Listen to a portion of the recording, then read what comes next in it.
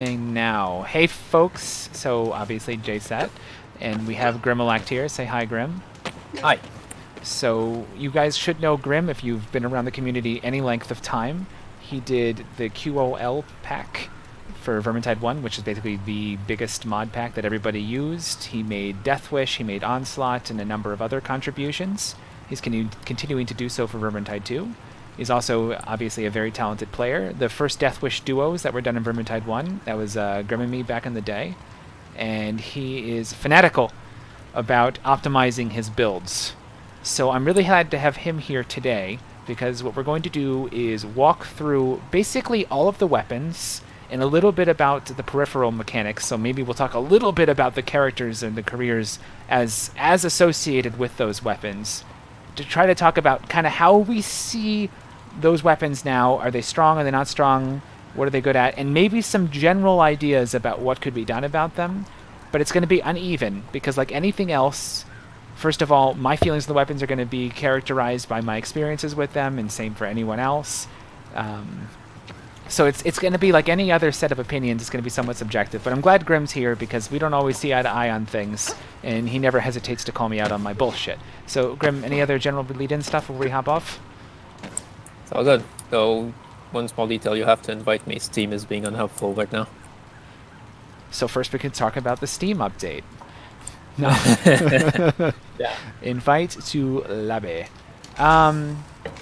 So I have the most to say on Elf. You want to start there? Actually, maybe Okay. More like with Elf, I feel like it's almost the most succinct. Like there isn't as much to say. So we can start with range, and we can kind of address the beta balance as it is now, but also kind of discuss where it's been now. For example, Longbow has just had a significant change to do considerable chaos armor damage, so in the 20s. So 6 headshots for a kill, which is a huge change. Would PC? Unless you do that. So there's only a couple range options, so we can discuss them quickly. So for the most part, tell me if this general assessment is off, but the general assessment of the community is Longbow is typically meta, but Hagbane is very strong. Swiftbow is pretty memey, and Crossbow is spicy. You'll see it occasionally on Shades, but not frequently. So that's like the overall holistic, yes? Yeah. So getting down into the nitty-gritty, Longbow, what I'm not going to try to do is say what Longbow is and isn't and its strengths and such. Like, I'm not going to try to address this to an uneducated public. It's going to presume that you already, as a viewer, kind of have a clue about the mechanics and what's good against what and yada yada yada. Okay, so we'll start with Longbow, which has historically been my favorite weapon in Vermintide 2. Longbow... Yeah, it's... Go ahead. It's got its place, usually. I'm often always on Hagbane on my old 3 elf characters, but that's mostly because I find the Hagbane to be able to do the same job as the Longbow usually does, which is snipe things and whatnot. But the Longbow still obviously does it way better than the Hagbane ever will, and it's troll too. But Hagbane has additional utility. That's the thing. Of high boss damage and a panic against hordes if it's absolutely necessary. It's like the Longbow's got its role, and it is absolutely the best at its role. But outside of its role, it's quite limited. I would say another reason I think Longbow has somewhat fallen off in the last few months is especially of the daggers buff, but even with old glaive meta as well. Until this 1.2 beta patch, there was only one non-melee weapon option for... See, let me be specific. Before this patch, the only answers to super armor that Cerulean has is daggers, glaive, and ultimate on Shade, right? Yeah, that is one good point. I'm also always using dual daggers as well, which means that it doesn't fare well with Longbow ever. Because there's so much overlap. Now with Longbow opened up as an option for a decent, not amazing, but a decent Chaos Warrior anti-armor thing, it starts meaning that you can move away from daggers. Stalkers seem to have the interesting combo of being able to do one Longbow headshot followed by true flight headshots for a near insta-kill. Yeah. So I think the change made so far to open up longbow as a decent anti-super armor option is interesting because it opens up other melee choices that aren't as good against super armor. I will say quickly, as we're going through everything, that my long-standing issue with longbow as a weapon is that and this is mechanic, I've discussed this yesterday, but after you fire, there is a considerable amount of time afterwards where you can do nothing. Yes, and it's on the light attack as well. So it actually turns out that, for example, longbow is less agile of a weapon to use than even handgun. So I would like that looked at, and Hagbane at the same time has a similar issue of not being able to cancel at the end of it. But it matters less because you have less move slow when you use it. Okay. Hagbane. Current state of Hagbane in terms of damage and efficiency. Go ahead. It is very powerful, but I mean, it's pure AoE that ignores mass in a way, which is kind of hard to balance against. Because, you know, it scales incredibly well with situations where there's a lot of things. And obviously that's its role. And it does it extremely well. And then it also has, just like in VT1, boss damage. And it still is able. Also, that one of the things that might be a bit ridiculous with the Hagbane is that it has completely pinpoint accuracy with the charge attacks. Which might be too much. Because you can still snipe specials with that thing, just like you would with a longbow. It takes multiple shots, unlike the longbow, but you can still do it. So it has a lot of flexibility, and its major strengths are horde clear, right? And safety, and monster kill. So yet again, in Vermintide 1, I think it was pretty clear that Hagbane was the best Omni Knife weapon in the game. But the biggest discrepancy between Vermintide 1 and Vermintide 2 is Hagbane actually can control elites now. Yeah. Except for Chaos Warriors. It can still stagger Chaos Warriors on direct hits as well. Yeah. So I think one of the biggest... Go ahead. That's probably one of the things. So you in VT1, the Hagbane literally does nothing to stagger Stone Vermins. Not even the one you directly hit. Exactly. So I think if I were to target something for the Hagbane right now to bring it down a little bit, the first thing I would target... I see, this is why we shouldn't have done this after I've been playing for a couple hours. But I think I would target its elite stagger. What do you think about that? It'd be pretty fair. So that's one thing. Maybe you should at least keep stagger on directly hit targets at the very least. Like VT2 has in general a lot of power creep over VT1, and expecting the weapons to behave as they did in VT1 causes them to just not be good enough.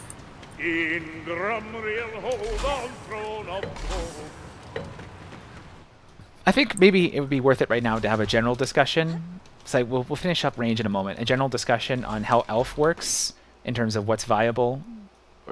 Viable is the wrong word here. Viable is an argumentative term because viable is base legend for experienced players is not that high of a difficulty, right? So everything is viable. But I guess what I'm talking about now is what is effective, what is powerful. So what is considered generally powerful on Elf right now? Dual daggers, head and shoulders above the rest of the melee options. Hagbane synergizes fantastically with dual daggers. It has because if you want to go in melee, and the first thing with a weapon that doesn't have a lot of control but has a lot of mobility, if the first thing you do is break the momentum of your enemies by staggering everything and doing considerable damage, you dance around with your little daggers and you finish everything up, and you've got really powerful single target. But if you need to pick off a couple long-range specials, Hagbane's got the flexibility to do it. So it's pretty effective at most things, and it can spread to do the things that it's not most effective at. And it turns out to be the best on every case. But I think what you're seeing across all 5 characters is a few select weapons that happen to be flexible enough to be solid at just about everything is what everybody uses. So daggers, for example, got buffed with their damage to do super armor damage, and at the same time charge 2 on glaive was nerfed, and now everybody uses daggers. What a figure. What's everybody use on, let's see, Kruber? A lot of people claim about the halberd, but I personally don't like the halberd too much because of its slow mobility, so I'm usually always on one-handed mace. And one-handed mace has solid Chaos Warrior damage, solid armor damage. It's up there. It's up there. So I think what we're seeing over and over again is that a few weapons that have the kits that have the flexibility to be pretty solid against everything tends to be the meta. So what I kind of generally advocate is right now, if you compare the efficiency of daggers versus super armor and storm vermin, and you compare it to maybe where this one-handed sword is right now, it's a multiple of more than 2, right? Mm. And I'm thinking... Also, go ahead. The dual daggers have been received like an indirect extreme buff in the beta, and that means that they no longer ghost strike, right? Right. You've been playing with them without ghost strikes for a while. You probably know how ridiculous it is without the ghost strikes, that the dual daggers can still pretty much clear hordes if you dance well enough by cleaving two at a time. So the difference here is not only do you need 2 headshots, and by the way, I do not like the second charge attack they implemented on Elf Sword. It's like so ridiculous trying to get it. But anyways, it's not as good as attack 1. But in any case, not only does it do more damage, I guess this is the overall thing I'm trying to say. A lot of weapons are balanced with the expectation that since they have a bit more cleave, melee weapons, since they have a bit more cleave, that somehow that means they're better against hordes. So it's okay if they're less efficient versus armor and super armor. And a lot of the weapons that are balanced around that way, it's that the higher level of play, that extra oomph against hordes ends up being really irrelevant. Daggers, for example, are supposed to be really good at single target and not that good versus horde. But as soon as you take away the little bug that has to do with single target priority, they end up being really good against hordes, actually. Also because they can just dance around everywhere. It's like, I've been playing some games, a lot of the new map games I've been playing were with Handmaiden, dual daggers, Hagbane. And it's like I'm just all over the place. And I've also been using the Handmaiden dash mostly for bursting hordes, as opposed to, I guess, Hagbaning, since Handmaiden has very limited ammo. Yeah.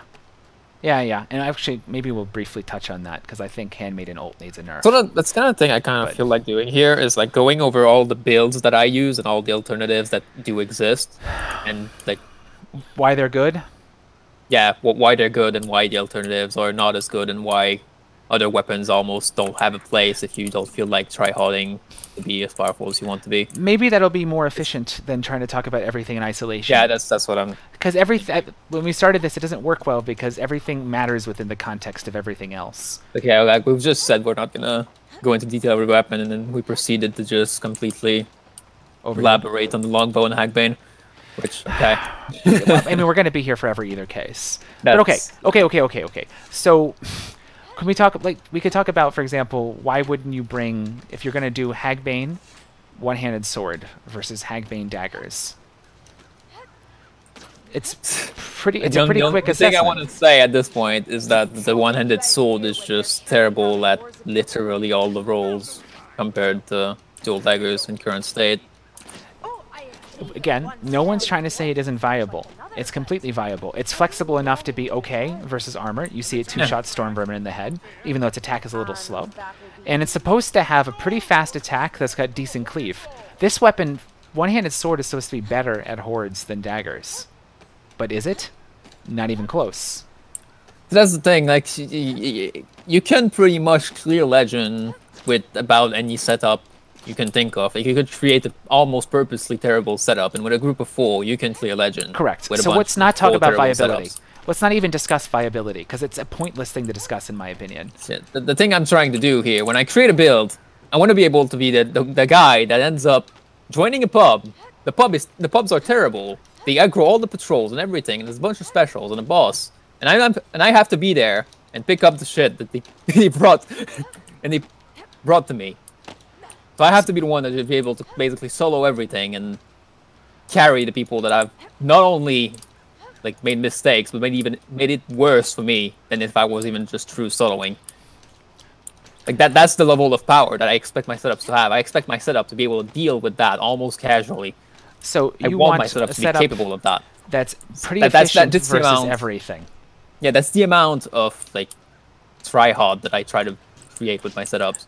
And I think what the key has to be here right now when we're discussing this is rather than sit here and talk about the ideal state, maybe we can discuss that a little bit, but I want it to be clear that there are builds that are that powerful.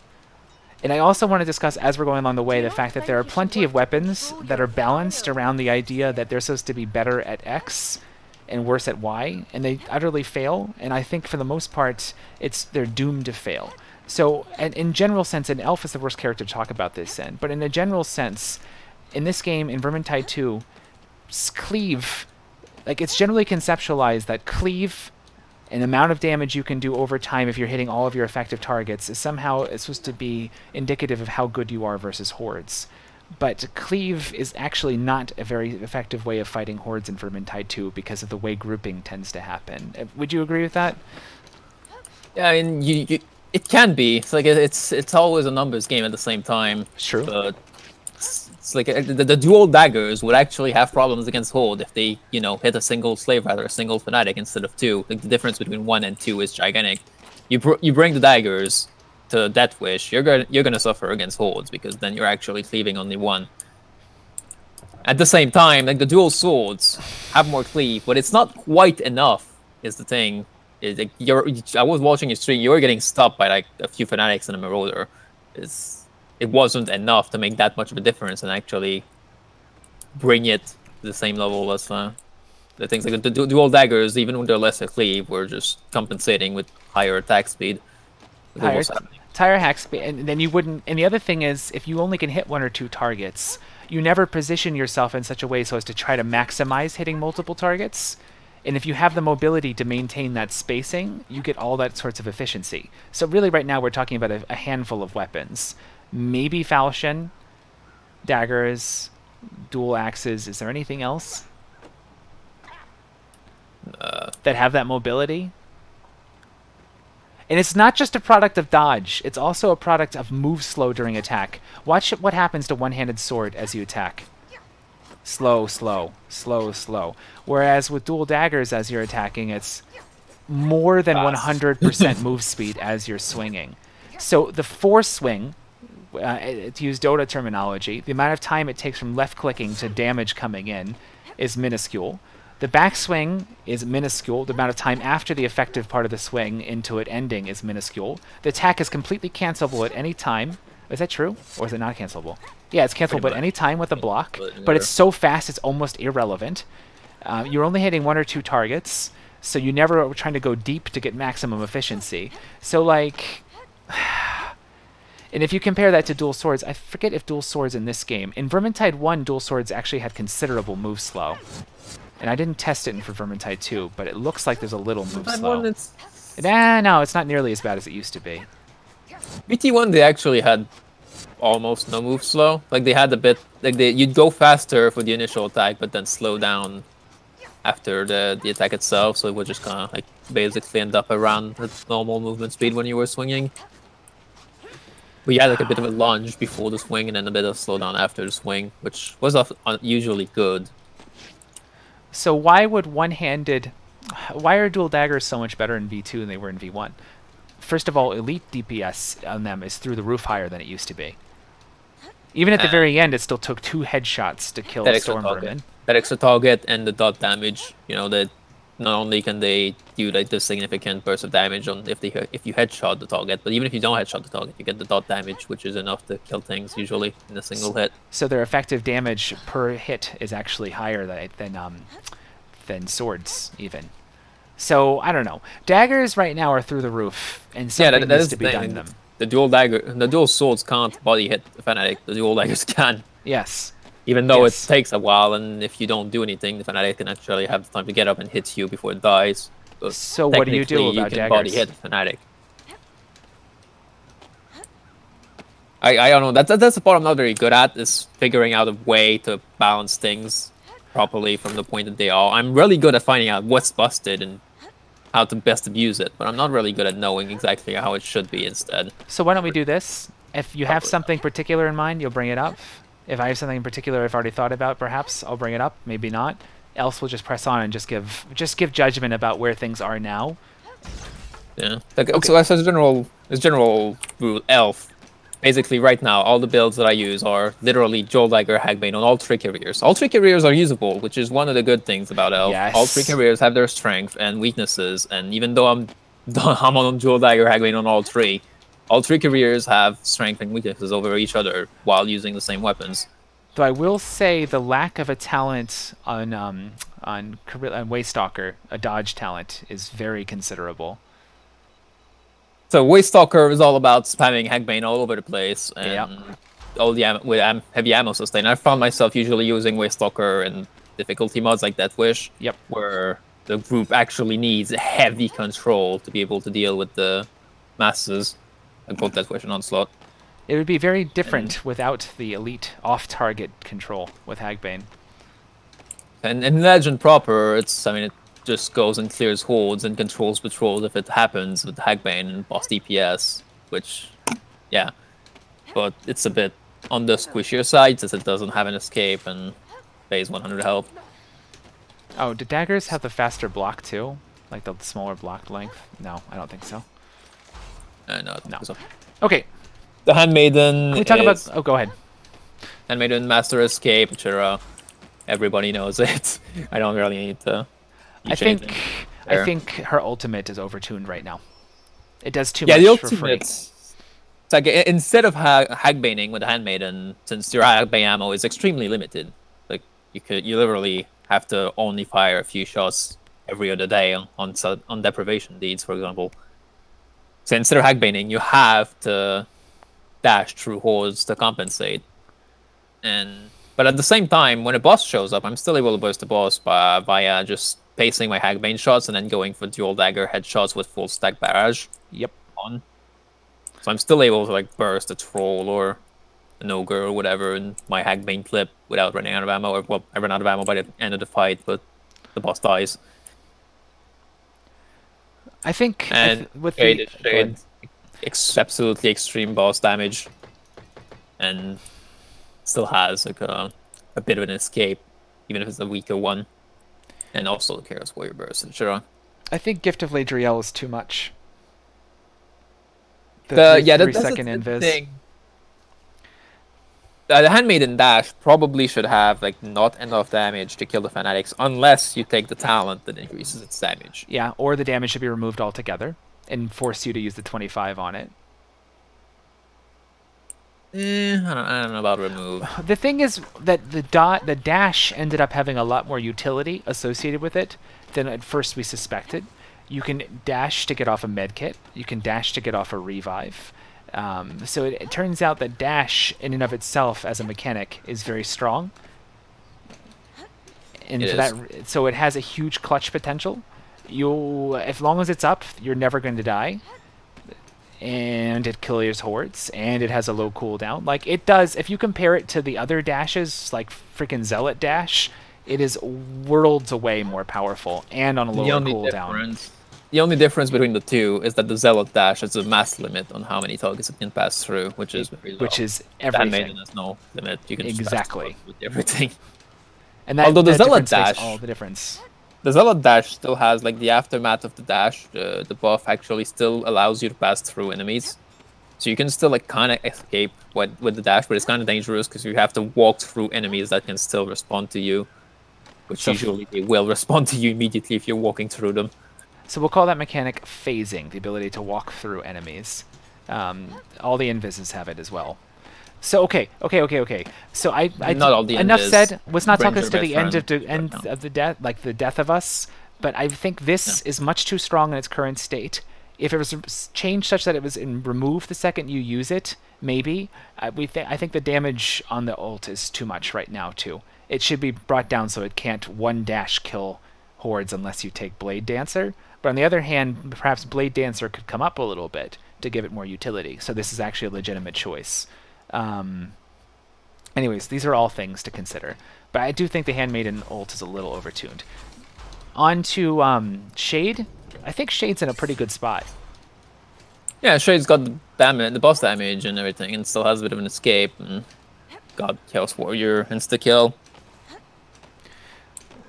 I think it's got less health, but still got the same like ability to melee as the Handmaiden, about as long as you're not taking the dash into consideration. I think her passive backstab ended up not being very significant. But you're more of a min-maxer than me. What do you think? It's okay sometimes. It's not something you think about much. In VT1, I'd use it on the Falcon mostly, and like it came up usually whenever on one of my team, like whenever I was going to aid a teammate that was down or a teammate that was in trouble, it would be good, little bit of goodish there. That was like it wasn't important. It was just like that little extra bit on the side that was nice to have and didn't really cost anything to have. I'd love to have someone who comes and plays Shade in pubs more often and ask if they go out of their way to get value out of it. It's very, very hard to get value out of it without somebody setting you up. And the way, of course, the mechanics work in this game, they really always tend to turn and face you unless they're actively engaging something. So in a horde scenario, the horde is almost always more than one layer deep, right? So if you try to go around them behind them, the back layer is just going to turn and face you. You'll never get any value. What's funny is the Handmaiden has no trouble getting behind a horde, because that's literally what she's doing all the time, is dashing through the horde and backstabbing the horde and to finish off what the dash didn't do itself. I feel like that a big part of Shade's kit was supposed to be her passive backstab. Look, did you even remember that critical hit backstabs instantly slay? Did you even remember that? I didn't even remember that. Sometimes on harder better deeds, I would remember that. It's like, first of all, the damage numbers that meta weapons are doing against elites right now melt elites for the most part. Second of all, your ultimate is melting elites yourself. The critical insta kill doesn't kick against Chaos Warriors, which is the only one you care about. The only one you would care about it on, right? So I feel like right now that Shade was supposed to be about backstab to a good degree, and backstab is just not working for Shade at all. And I don't quite know what you do to do it. But on the other hand, I would, like you were saying earlier, I'd say all three elf careers are interesting in their own ways. They have different feels to them. And even though Grim is literally using the same meta build for melee and ranged weapon on all three of them, they have very distinct and different feels to them. Which, bravo, I really like that. Let's finish up on elf. Obviously, I'm using dual daggers, Hagbane on all three. We've said one more thing I want to say before we move on. I mean, other than the obvious things like you need to bring up the elite damage and such on dual daggers. Another thing is sword daggers. Sword damage is not the same sword damage as dual swords, and it's basically I call it an issue, whatever you want to say. But I want to talk about glaive for a second. I want to talk about where it was and where it is now, because I think it's worth dwelling on for a moment, because it brings up something I want to talk about, and it's one of my pet peeves, and it is push stab spam. Vermintide 2 has a mechanic that Vermintide 1 never did. It is, first of all, between the tier 25 talent that lets you get temporary HP on a kill, you can hit trade like you never could before, right? What does hit trade mean? It means you optimize doing damage, accepting that you're going to take hits in return, right? And you get so much temporary health off of killing things. Less so in a normal pub environment. Usually only like one person, maybe two people in a pub environment is just floating in temp health, and everybody else is just kind of surviving. But if you're the duo up front, you're just floating in it, so hit trading is a thing. And second of all, there's a mechanic such that you gain stamina as you kill. Third, there's a mechanic such that if you stagger something that's already staggered, it staggers even more. So you put all of these things together and you fuel just this engine of control, this absolute monster of control. So say you're trying to hold a massive horde as it comes through here. As you saw in the previous video, if you haven't seen it yet, there's a mechanic called a waiting slot that'll be over here. There'll be so many dudes over here. They'll get assigned to the slot, and they'll all try to run past you, and you'll end up with hyperdensity, an insane number of people running at you. Take a traditional control weapon, like dual swords, or even two-handed hammer or something like that, and you just try to charge attack to do your control attack, you will be utterly swamped and fail. There's 0% chance you'll be able to control. Yeah, you're gonna hit. The thing is, in VT1, those would occasionally happen with doorways and whatnot. And I mean, some heroes were capable of dealing with them because there was no mass limit, right? The one-hand hammer or the two-hand hammer in VT1 did not care. They had unlimited targets, so you swung at that lob of enemies, and you staggered every single one of them, and then they would unblob eventually, you know? Good. Well, that. But well, in VT2, when you use one of those weapons that's supposed to be like the infinite swing, you hit the mass limit, and then but you know, but two-thirds of it that then gets staggered just destroys you. yes, but you know what doesn't have a mass limit for Pushing. push? Freaking push. So you have this push engine where you can generate infinite stamina as long as you're killing things. You do this push stab follow-up. You stagger everything in front of you in a good radius. You do lots of damage, and you keep doing it. This weapon has more control than Two-Handed Hammer ever fucking did, and it has more damage at the same time. Is bizarre. And I really do not like the push stab engine in this game. I like what they did about trying to decrease the time it takes after you push to start gaining stamina in the last patch, but I'd really like to try a world where push stab goes away. The push stab spam. Well, push stab spam. No. I don't want push stab to go away. The stamina regen portion of it to go away, so you can't have this engine of push stab. So temporarily, you could stem the tide, and then maybe if you could just transition from there into light attack spam for a little bit with some clever movement, and then some more space to control it. But what I don't want is what you see anytime you saw Glaive when Glaive was the meta, you see the elf just literally walking through hyperdensity in a narrow corridor because they had so much freaking stamina and control. But it's not just Glaive. I can do it with Rapier. I know. It's not only the Glaive, but Glaive is a big outlier in this.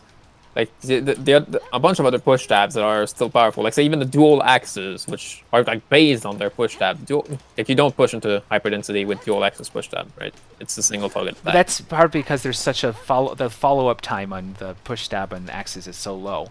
But anyways, my bottom line is I would really like to try a world without that engine. And briefly, let's not dwell on this, but briefly, I think a really cool idea. You know and anytime anyone's played a pub, there's going to be one or two people who's floating in temp health, right? Because they're killing everything. But the utility players are not getting very much sustain. I think it'd be kind of cool to have a slowly regenerating buffer of temp health up to a maximum of, say, 20 or 25 temp health or something, or a percentage of your HP. So the characters that's called permanent health. but it regens, and it's like an overview. But the reason you do it with temp health is because you can set a cap to how much it'll regenerate at any given moment. I guess. It's similar to the way with Waystalker they made it so your HP can only regenerate to half.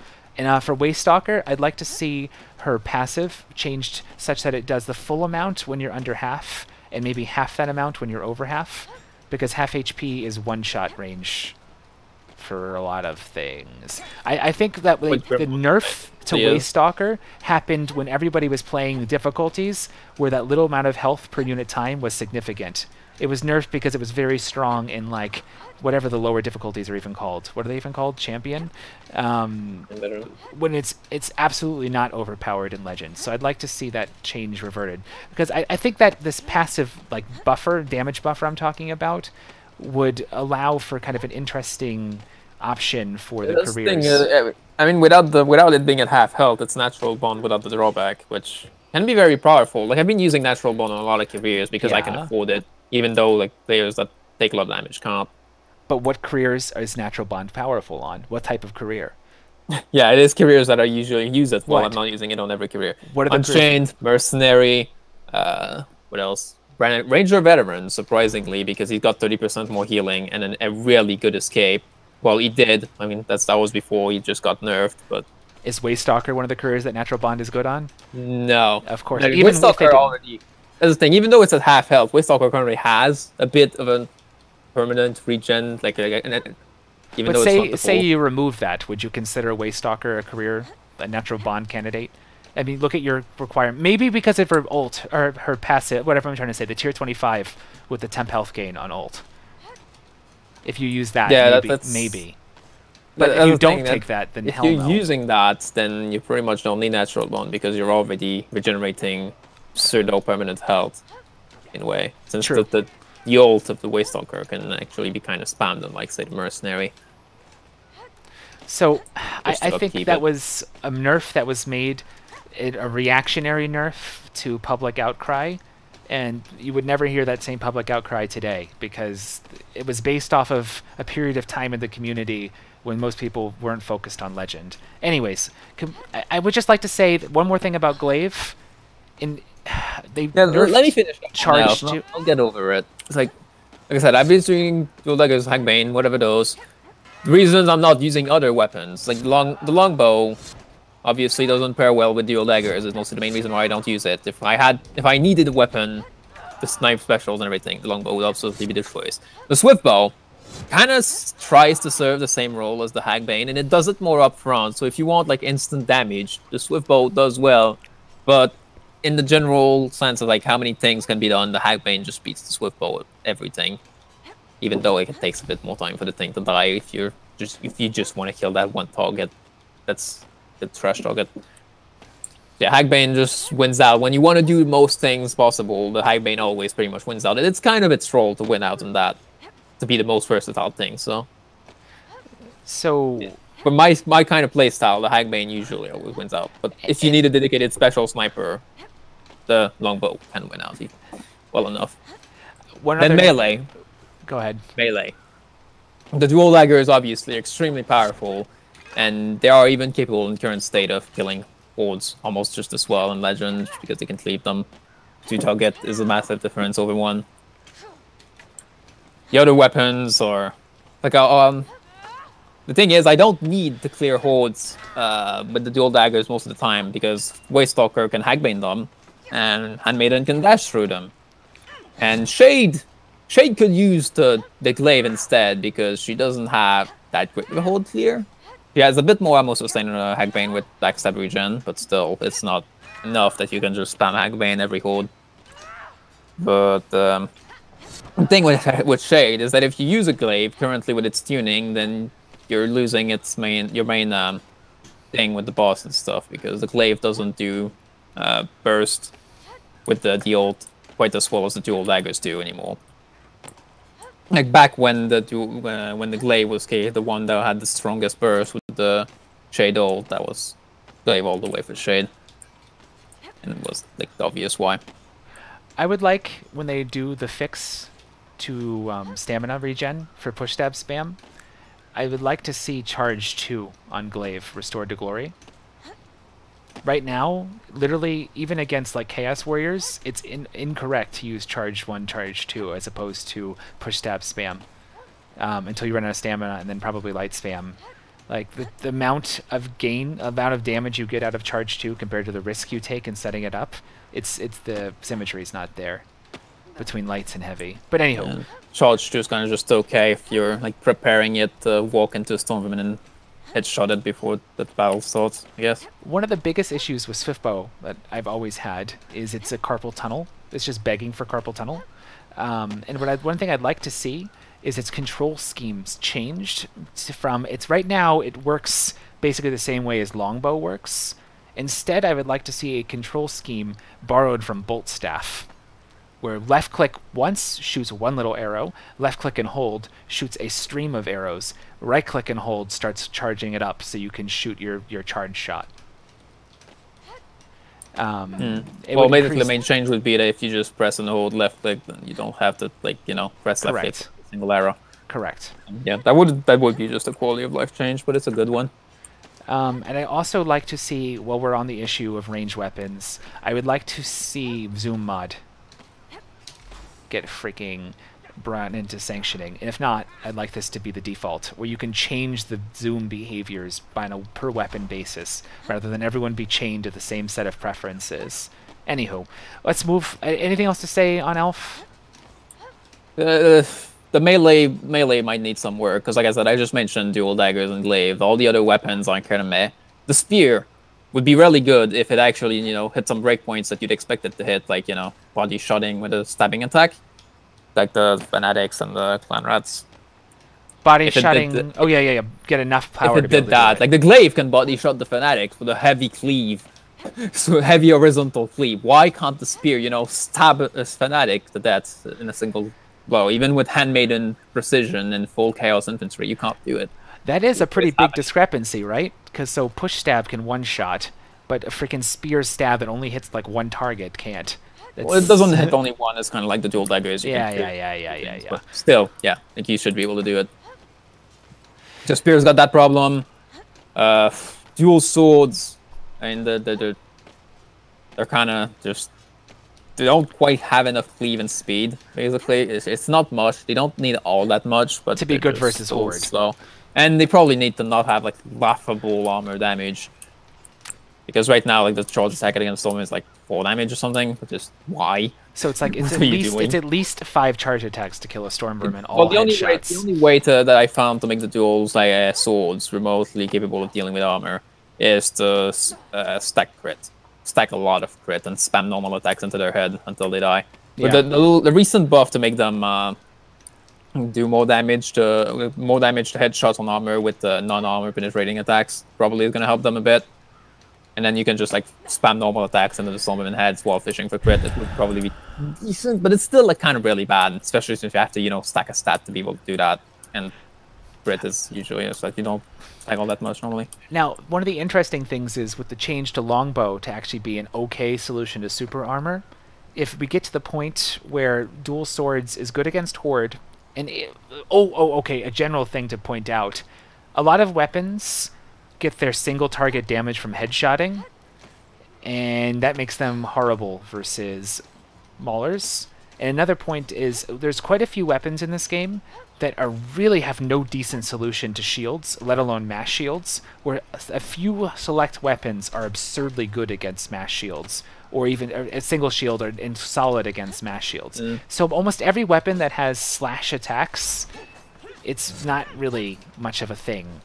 I don't know, like, you'd have to bash on one shield multiple times to be able to crack something. So a lot of what we get... Push. The push buff might help those a bit, because, you can double push shields and then start slashing them. Which is kind of what I've been doing sometimes with daggers. The daggers aren't particularly good against shields, but, with the flurry of attacks, you can usually pierce them and then do a charge attack in their face. Well, they're excellent against singular or double shields, Storm Vermin shields.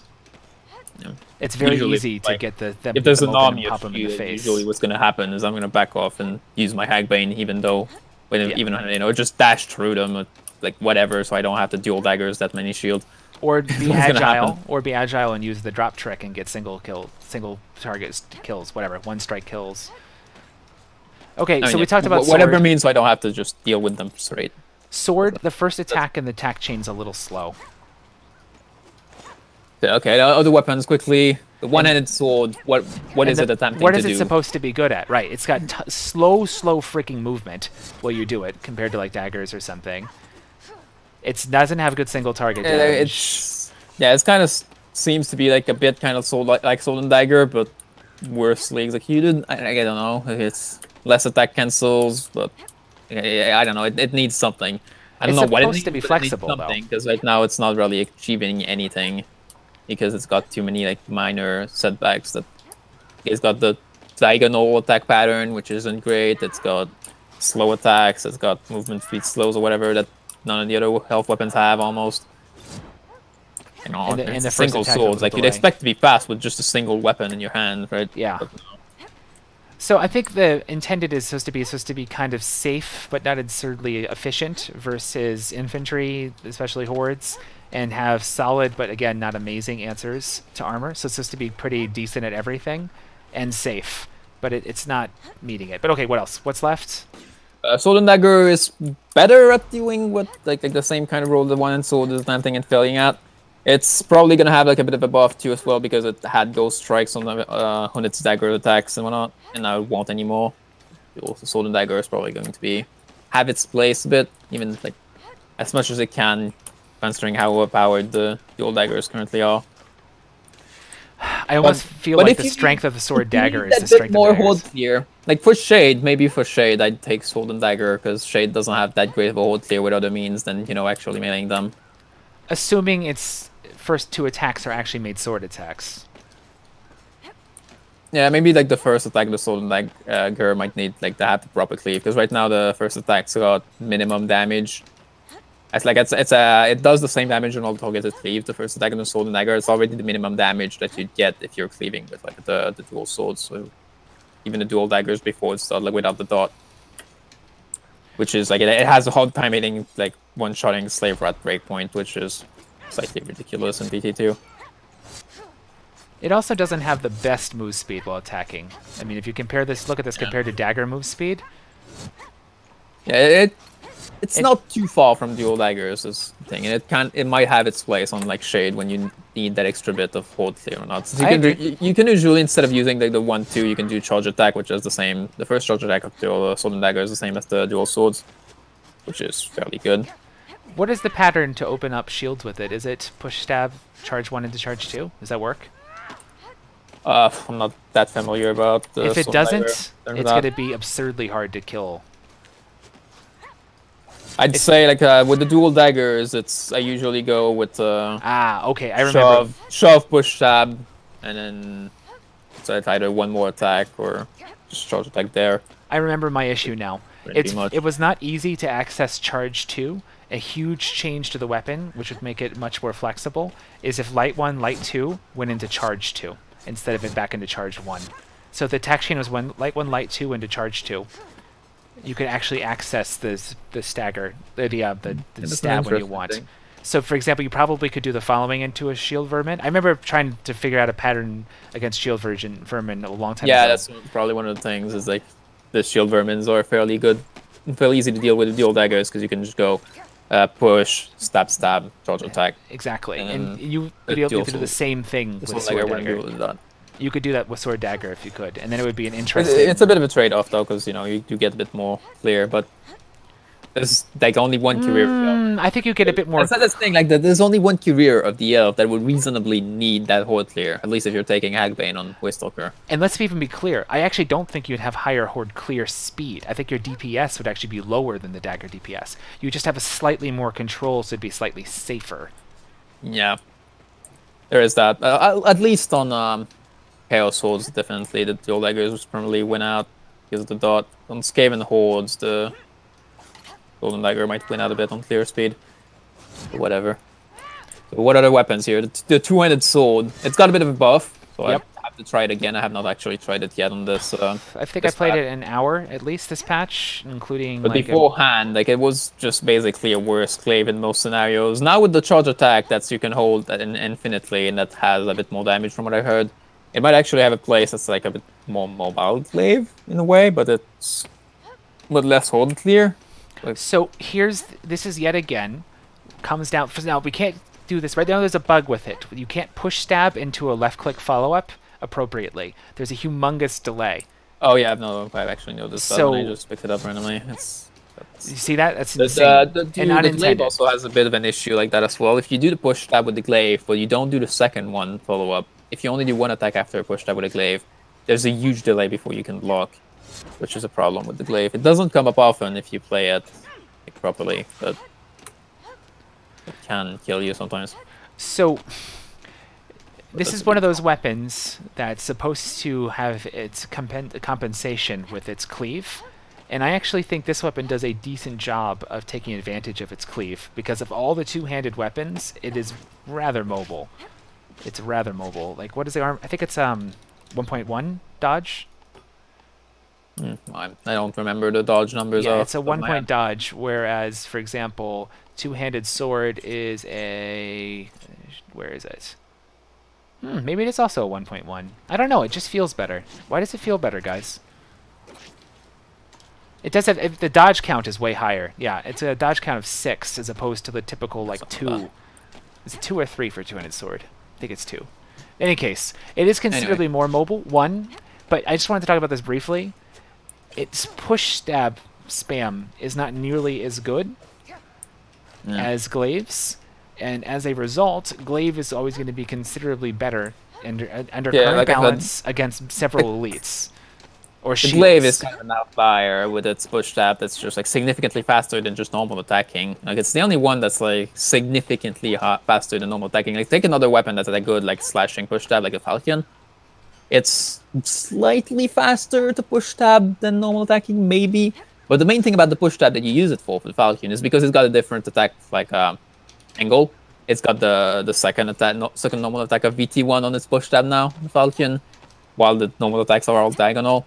So the main reason I find myself using the push tab as Falcon is because it's not because I actually need to push, it's because I want this angle. Like I'm actually using the push tab for the angle itself. Yeah. Which is probably a good way to do it. Like the glaive, you use it straight up for the speed.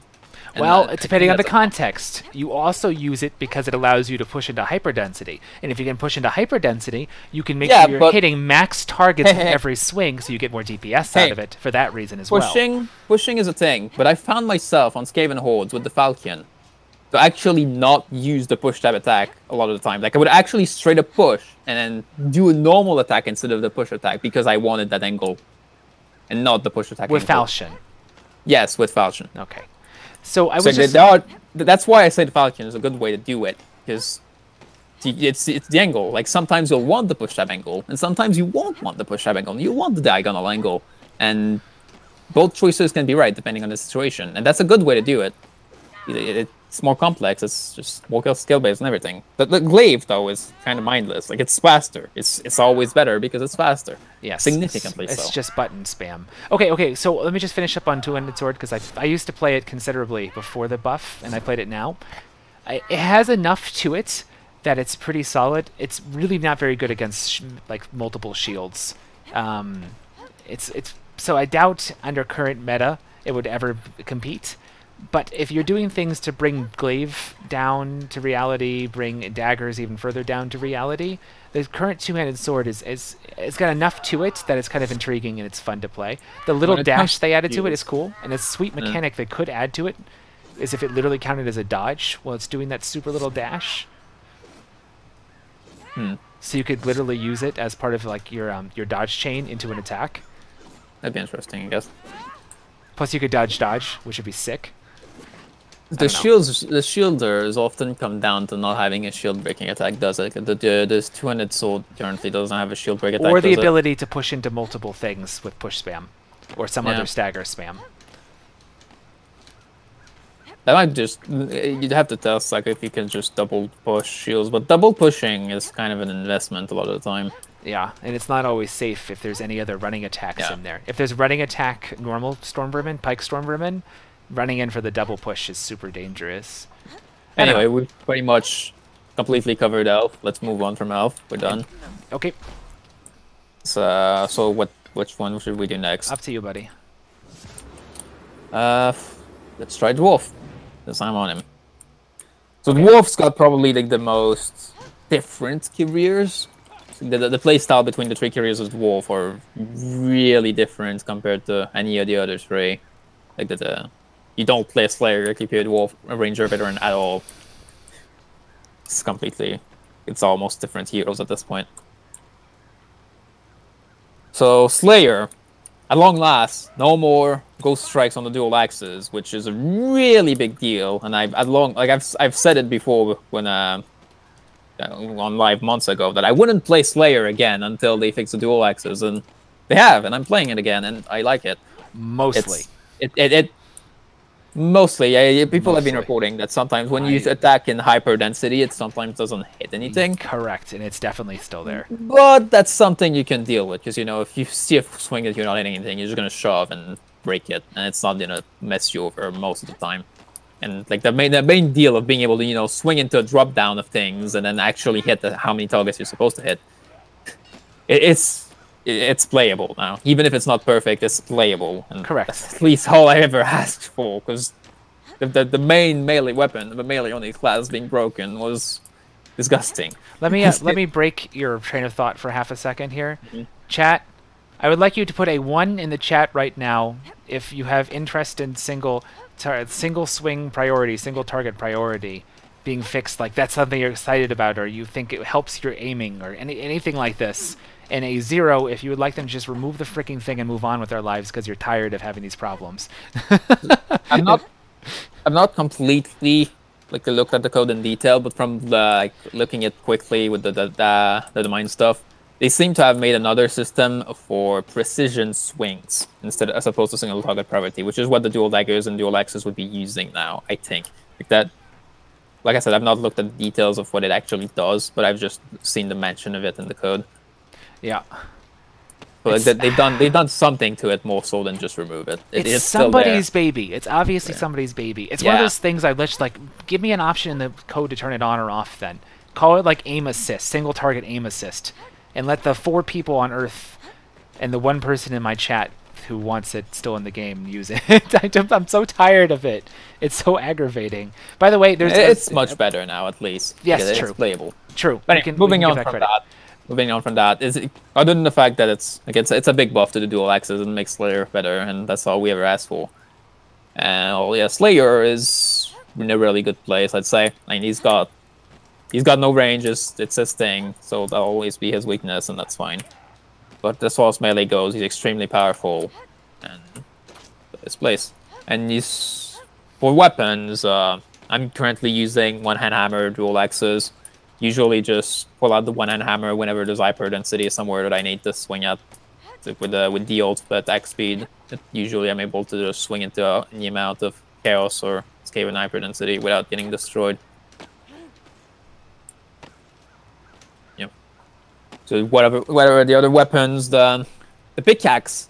Well, one thing that I've noticed about the pickaxe is that it got the same damage on normal attacks as the dual axes do, except that it's slower, but leaves more things. So I don't know how much you can have the pickaxe be good now that the dual axes no longer ghost strikes, because without the ghost strikes, the dual axes are usually able to deal with a chaos sword without getting completely overwhelmed. Then Skaven Hordes, the one-hand hammer just does it better, I'd say. The wall pick might just be a thing that's for the other carriers now and not Slayer. But you do need, like, considering the same damage of dual axes, you need the full stack Chaos Infantry and the stacks of power from the Slayer buff to be able to reach the breakpoint of one-shotting Fanatics. You probably would be able to do it with 25% power extra out of ammo with Ranger, which is no longer abusable. But you'd have to actually be a discount Slayer at that point, which is probably not good either. So, okay, Slayer, talking generally about the balance, because we probably can bracket him off from everyone else. Oh, okay, there's a quick little side discussion we have to do now on single target priority. I have been playing without single target priority on for well over a month now, right? Is that right? However long since Grim introduced it, I shut it off completely, and I never had a moment I missed it, and I've played Executioner's Sword for easily 30 hours in the last couple of weeks without it on, and never once said, damn, I sure wish I had single target priority. So that's as much as I can say. The way it's supposed to work, as far as I understand, is let's say there's like 4 dudes in front of you. Normally, if you want to hit exactly one of those dudes, you have to try to angle the way you're looking, like compared to where you are in your swing, where you are in 3 space, like are you jumping, are you ducking, are you over to the right of them, slightly left of them, and your weapon collision, the actual thing as it arcs through the air, to try to make it so it intersects with that dude before it intersects with the other dudes. I think what single target priority is supposed to do is just to say if you're looking at one dude in particular, it's supposed to hit that dude in particular, regardless of the weapon swing, the actual which one gets collided with first, assuming you go through that enemy's hitbox. Is that actually what it's supposed to do? It's it's supposed to help you target the thing that's in the middle of the screen, even if you're like you would hit something that's like at the side of your screen from the start of. I don't exactly know what it's supposed to do. It's supposed to help you. I think you could think of it as single target aim assist. And I first of all, I don't know if I really like it in Vermintide at all, because a lot of the skill in Vermintide is trying to manipulate the swing pattern and your positioning. Though, you know, some of the weapons it's almost freaking impossible, like sword dagger light attack 1, for example. Really, really hard. But I don't know. It's not, I think it's okay if it stays in the game as an option. But I don't know why. Anywho, enough. Yeah, what else? So back to the weapons. Yeah, I've got BioShift PMing me about the pickaxe now. It's one thing. It seems to be that it's got like extremely high cleave, the pickaxe, which in normal Legend doesn't come up all that often. 7 targets, so many things. Or like more like 11 there's so or something many things insane. in Legend that already have enough cleave, because the cleave has just been scaled up from VT1 a lot, and it makes the weapons that are supposed to have the most cleave not quite as good a lot of the time, because you don't ever need that much cleave, unless, you know. I would and the situations where you would need is that you just don't get it, because, you know, it's Maulers and Stone Vermins, and you can't cleave those other than now the 2-handed sword that can do it. Right.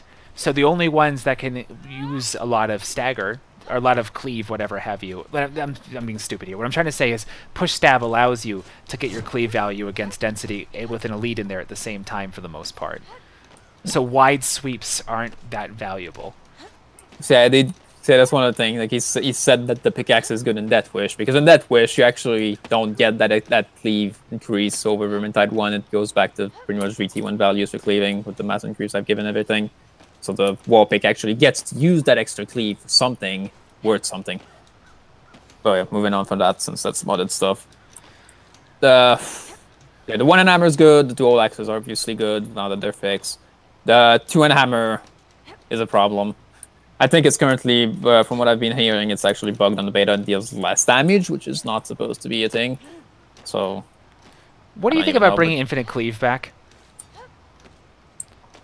The shotguns have them. The shotguns already have that, which is probably one of the reasons why they're disgustingly overpowered. Is they've got this in the code. There was this thing called like override mass, which changed the mass of the units that were being hit straight up to something like 0.6 for whatever reason. I didn't fully understand it, but the shotguns were basically turning the mass of everything that wasn't actually armored. Like the molars weren't counted as armored either, into 0.6, which meant it cleaved through like a million things. Not quite infinite, like you could stack 30 molars into each other and then you wouldn't kill all of them in a single shot, but would it actually be that? Yeah. I don't actually think bringing back infinite cleave on two-handed hammer would be that big of a deal. Yeah, it wouldn't be. Especially if it doesn't even damage everything. Yeah, it'd be like it does now, right? It damages whatever number, and then the rest of them it does 0, like old school V1. Yeah, you could maybe even have it like do like the two-handed sword and just mass stagger even armor. Yeah, I don't know why did two-handed sword get that treatment if we're not going to consider it for the other slow weapons, you know? Because like with the slow, cumbersome weapons, it's very tough to get in there and get your value. And the more cumbersome your attack, the more your attack's value comes from the ability to hit multiple things at once, the less frequently you're going to get near its max value. Because there's almost always going to be some rock in the grass, right? You're trying to thresh through all that wheat, that grass, and there's going to be some rock, and you're only going to get a tenth of your value. That Stormverb is going to screw it. In VT2. And because I feel like shields, like the hitbox for shields, or whatever, the effective hitbox for shields, is insanely bigger than it actually is. It's one of the things with the shield that does happen. Is like whenever there's like a Stompament patrol, and I'm trying to go with Slayer and push attack, will do axes or whatever. Most of the time I'm gonna hit a shield, because you know the shield seems to take priority in being hit over other units. Yes, it's almost like players. Go ahead. That's what the things players have been complaining about, is that our shields don't do that. Whenever a Stonewoman swipes at your shield and you block it, the other player next to your shield still gets hit, which is players are not happy about. I really feel like that. If you had a right to left, I feel like sometimes if you have a right to left attack, and it's very clear you should be hitting the dude on the right before you hit the shield on the left, sometimes the shield eats the shot anyways. Maybe it's almost worth doing a vermin science on that to figure out what's going on. Especially with stabbing type attacks, it feels like the hitbox for the shields is enormous. I don't know. Okay, what else? We could talk more about pick easily. Yeah, I mean, the two-hand hammer needs something. Like, yeah. Regardless of what you're it is for, it needs something. Because right now, the normal attack is too slow, kind of weak. I don't know if it's bugged right now. Apparently it is. And his push stab is really weak. Too much about state of bugs and betas. Yeah, its push attack is kind of slow, and it's just not a normal attack, which is also slow. Like normal attack push stab need to be faster probably than answering other speeds that we have with one-hand hammer or big great axe, or most of the other weapons that have similar attack to even the push stab of the wall pick. And then the charge attack of the two-hand hammer is just like I said, most of the time you don't need that much cleave, and even in the situation where you would need a fuck ton of cleave, then it's not enough. Like it just doesn't serve much purpose in VT2 compared to VT1. It would need to be either able to mass stagger elites, or just have at least infinite unarmored cleave. Maybe with infinite unarmored cleave it'd be enough, but it needs something. I think in the push stab could be looked at, especially if you get rid of the stamina on heal thing, so it's not just making another monster. And then there's Great Axe, which kind of has its place. It's for the most part, it's for Slayer specifically. It's not usually not better than dual axes. That's fine.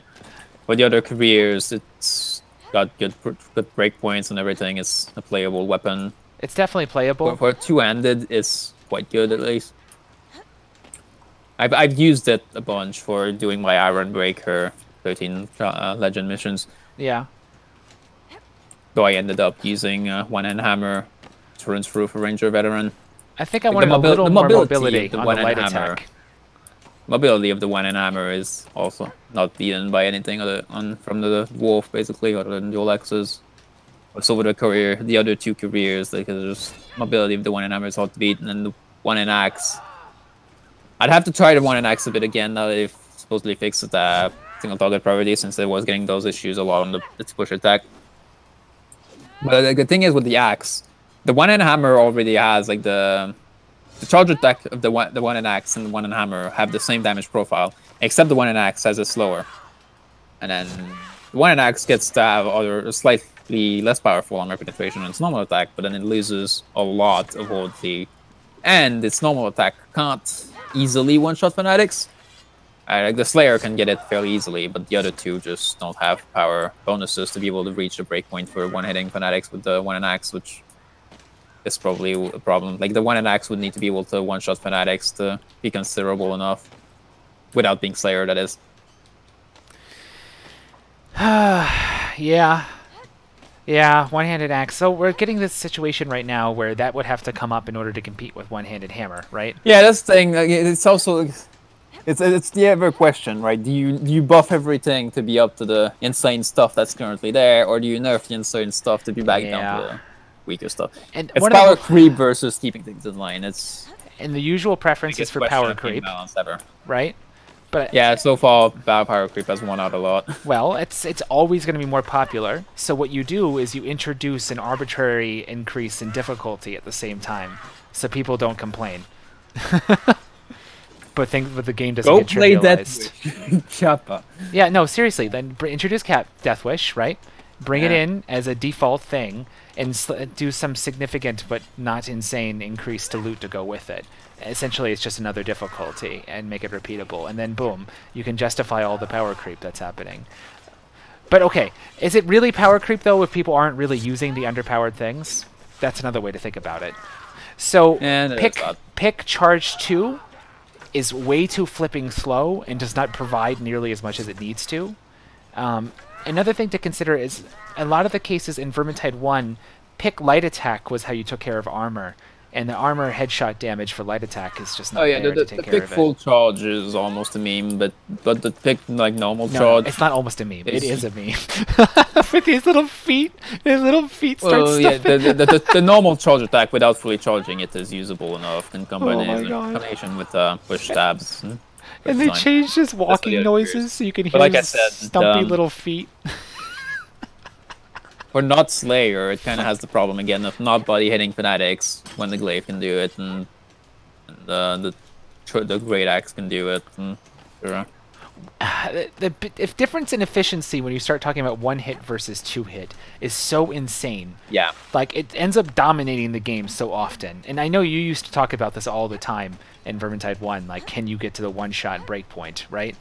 Damage boon Falcon, yay! Yeah, and it's just incredible the difference. So if you start looking at that and start asking ourselves the question, shouldn't weapons, like normal weapons that have some amount of flexibility, need an incredible amount of investment and trade-off to get to that breakpoint? So that's like the one-hand hammer doesn't do it with body, but it does it to the head, which, considering it's like it's a faster weapon and everything, it kind of gets to do it that way, and it still works out. It gets to get values out of those headshots, while the other weapons that are slow can't really hope to go and get headshots. They need to have it on the body shot. What do you think about dual axes? Maybe this isn't the right time to have this conversation, but now you know what? I was going to say dual axe charge attack versus the push stab.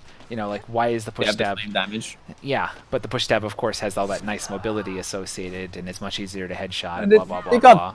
They got users, like I do use charge attacks whenever it comes to DPSing a down troll, or just even a Chaos Warrior whenever I'm already in melee range with it. It has users. Little notes on Slayer. I would like his leap to count as a dodge. Does it not? I'm pretty sure it does. If it doesn't, I'm not sure if it's one of the ones I got hit from it. I've heard it reported. I haven't played Slayer much often, but I'm sure getting pack-mastered mid-leap cannot feel good. But anything in particular to say on the talents? Pretty sure at some point it might have been done. Like at first it used not to. Even the Handmaiden dash wasn't counted as a dodge before, but I think it would have been gotten changed at the same time as the Handmaiden dash. Just throwing it out there as we're going through. Anything to say in particular on the talents? I mean, what we're not doing right now, guys, is going through and talking about how in most talent tiers, one of the options dominates the other three. We could go all day on that. What's not? But is there anything? Yeah, right now I'm just going over like the weapons I'm using for the builds and why I'm using those weapons, not something else. And what's wrong with the other weapons? So I'm going over the melee of Wolf right now because I'm on Slayer. Maybe I should go and look at the range as well on the other two careers. We can also talk about shields for a moment. Yeah, shields that Slayer doesn't have. So the shields I've gotten buff, a fairly significant one. I've seen someone go with hammer and shield, and they would just apparently like keep up with my dual daggers Hagbane by spamming the push stab like this. Yep, all the time. There is some extra move speed associated with it. It's the only move set that it has that does significant single target damage. So I've played Mace Shield. I played Hammer Shield a lot, Mace Shield lately a lot for true solo speeds, just for silliness. And I played it Mace Shield in Legend games on the new maps with competent parties. And I definitely could feel the fun kind of control from being able to push often into stab. I brought extra stamina regen to go with it. But I also had to, 1, bring parry, and 2, make efficient dodges of big overhead cleaves. Because shield, honestly, is no better at blocking than any other weapon. And now that it's stamina is more... Go ahead. Wasn't there this post at some point about how they got different block multipliers for being in their angle, and the shields actually got a better one than the other weapons? Right, so there's supposed to be some mechanic in now that makes it better, but the reality is the way you lose your stamina from blocking is from single massive hits that take all of it, right? Bowlers or Chaos Warriors overhead, yeah, that still takes even that cannot be a thing with shields anymore. That has to go away. That's utterly unacceptable to me. Yeah, they probably need to have like a threshold. It's fine if they do a lot. It's fine if they do more than even the Stormwomen overheads. Like there's a lot of weapons that can tank a Stormwoman overhead without shattering now.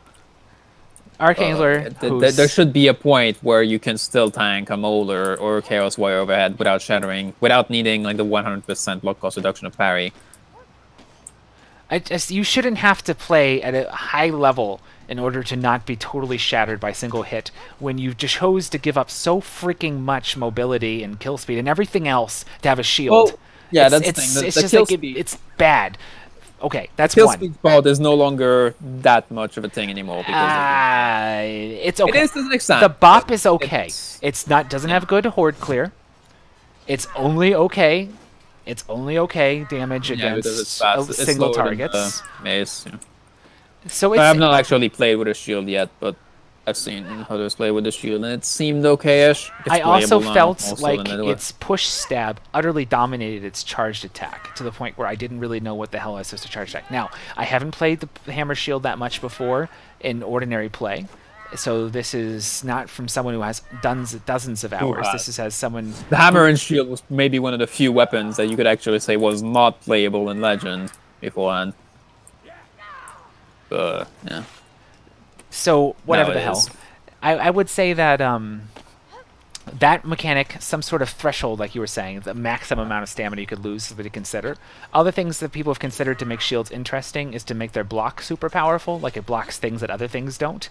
That's one way to do it. Like the attacks that partially break through block, like the troll swipe, the troll overhead, and some of the boss attacks.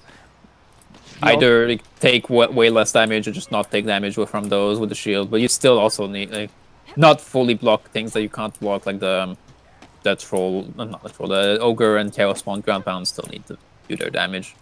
Yeah, so that's the other thing they've considered is full damage block where partial goes through. So I think you could consider making the block a super block in those kind of ways as a way to make them more interesting.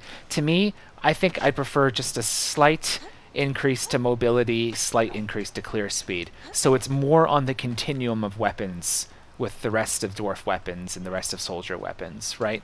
So it's at the lower spectrum of mobility and clear speed, but in compensated, it's got kind of a cool little block feature and a more powerful push going on. Like, that's kind of cool. I don't know if it has an ability to gain aggro more than other weapons do when you push things, but that would be something to consider as well. But I don't know if I want to have it invest even more in the shield to the point where it becomes really just kind of a meme for damage. But I will say that having played the Mace Shield for a bunch of Legend runs with solid players, I didn't feel like I was a complete clumsy do-nothing oaf anymore. So kudos on that. Anything else to say on it? Yeah, it's... For very high level play, I'd say the Mace still wins out on mobility alone, but for the players who like wouldn't even try to kite a patrol to save their lives anyway, the less mobility doesn't hurt them as much, so the shield actually feels good to them because they get that extra defense and they get to still kill things with the push attack now. So if you can look from the clips from last week, guys, there's a clip of me going in against a waterfalling patrol, Chaos Patrol, and just kind of holding the aggro with all of them. Because you push them enough, you do gain their aggro. Doing some damage and holding the whole freaking patrol, my team just kind of clips away. So like there is something cool going on, but in order to do it, you had to get kind of lucky / decent with parry and a couple time dodges to not lose all your stamina at once and get totally screwed. So I'd like to minimize, like reduce the skill you need to pull off that kind of move. Because you bring a shield, that's supposed to be your like one moment to shine the whole freaking game. Okay, anywho, Axe Shield, I haven't played too much, so I can't comment too much on it, unfortunately. Me neither, honestly. I don't even know if they've buffed it much, but... Pretty sure the attack pattern is still the same at the very least. But it already had armor penetration, most apparently one more usable shields. Still the same problem as the other shields, honestly. Low mobility. Like high mobility just dominates at higher level plays, being able to just reposition everywhere. Yeah. Kind of silly. Though dodge jump does somewhat allow. But I think like, high mobility dominates, and for you to take something that's not the highest mobility, it needs to have something absolutely insane. The halberd comes close, but even for me, I prefer the one-handed mace over the halberd just because of the halberd's lesser mobility. But the halberd does come close to being like insane enough that it makes up for that lost mobility. And it's not even that much lost mobility compared to Slayer's shield. And his shield doesn't have anything completely insane to make up for it. I want to emphasize something here. That when we talk about mobility, there's several factors. There's walk speed during block, which is not a huge important one. There's the length and number of effective dodges, which is quite significant. And there's also the amount of move speed you have while you're doing attacking, which is attack slow. Those are the normal things we refer to as mobility. But there's also actually one more important one, which is how long it takes to get from the time you first start swinging to the effective part of your swing, and how long the back end of the swing is, or if it's cancelable. So, for example, Halberd is utterly cancelable. Excuse me, it's not utterly cancelable. You can't cancel it mid-swing. So that's kind of a weakness, right? And Great Axe has the same weakness. Mid-swing, you can't block. However, its swing is rather short. There's not that much time at the end of it, so it's not that big of a deal. Whereas other attacks... Oh, wait, X-Sword is not as good an example as it used to be. Like, even the charge attack of the one-hand hammer, like, the window during which I can't cancel is literally pretty much only the damage window. Like, I can cancel almost at any time. So, Great Axe, the weakness in the mobility is the wind-up portion of it, but it's got this... And so I would actually say that the mobility that you can use Great Axe at is not insanely terrible. Assuming you can still Q-cancel in the ideal state. Two-handed hammer. I was able to use Great Axe for my Legend run on Ironbreaker. Ironbreaker though can hit trade a lot, as you found out. Yeah. And I was a bit abusing that to just get my DPS in any way by just using my Grimalackt to spell safe whenever it didn't work out. The alternative here, the alternative example of a weapon that has just utter shit mobility in every dimension. Dimensions of the amount of slowness of the attack, the amount of move slow you have during attacking, block slow, the dodge, and how long it takes to do its attacks is freaking Pickaxe. Pickaxe is just junk in that sense. So in order for Pickaxe to be a thing, it has, like what Grim is saying, and Grim is like one of the biggest min-maxers I know, right? Freaking WoW heads and such. Okay. This is coming right from it. If you're, he's not going to be bringing a big, slow, cumbersome weapon for aesthetic reasons. He's only going to be bringing it for mechanics reasons. And he's saying that unless the weapon is absurd in some sense, it's just not going to cut it. But there's more than one dimension you could buff to bring up the maneuverability of these other weapons. Okay, anyways, continue. Do you have anything else to say on melee, or you want to talk about range real quick? That's pretty much melee, honestly. So range, the shotgun seems to have gotten a rather stealthy nerf of the pattern is not nearly as tight as it was before. What's the result? It seems to be like harder to one-shot a single target with the shotguns now, since their spread seems to be ridiculously higher. But that's what people have been saying. I've actually not tested shotgun yet on beta, and I don't know if, and I'm not even sure if that's an intentional change or not. Did they change the timing for Q canceling of the grudge bash? It felt weird.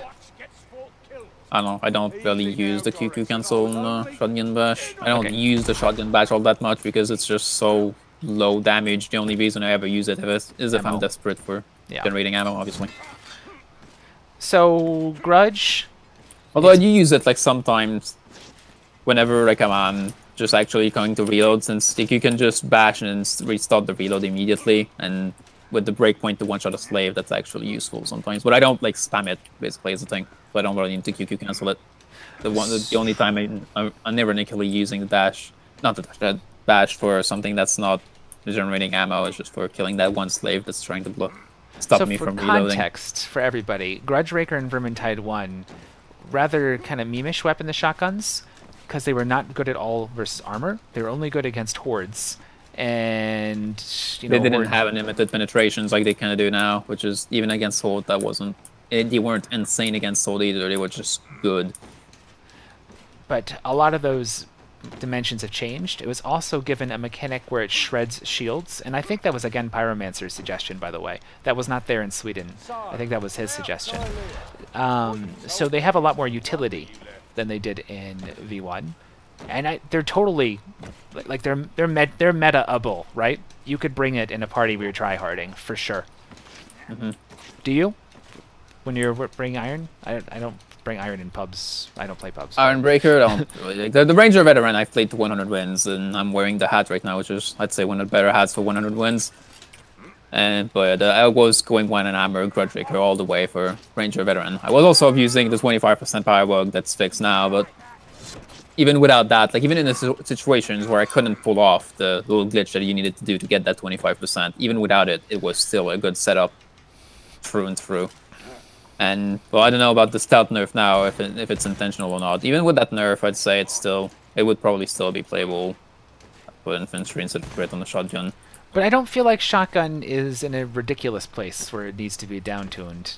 The only thing, it's literally like the most powerful thing around in the difficulty mods, I'd say, because of its unlimited cleave thingy. Like in Death Wish, it doesn't care about all the increased mass; it just goes through all of it anyway. So would you like to see that mechanic changed to just be a large cleave?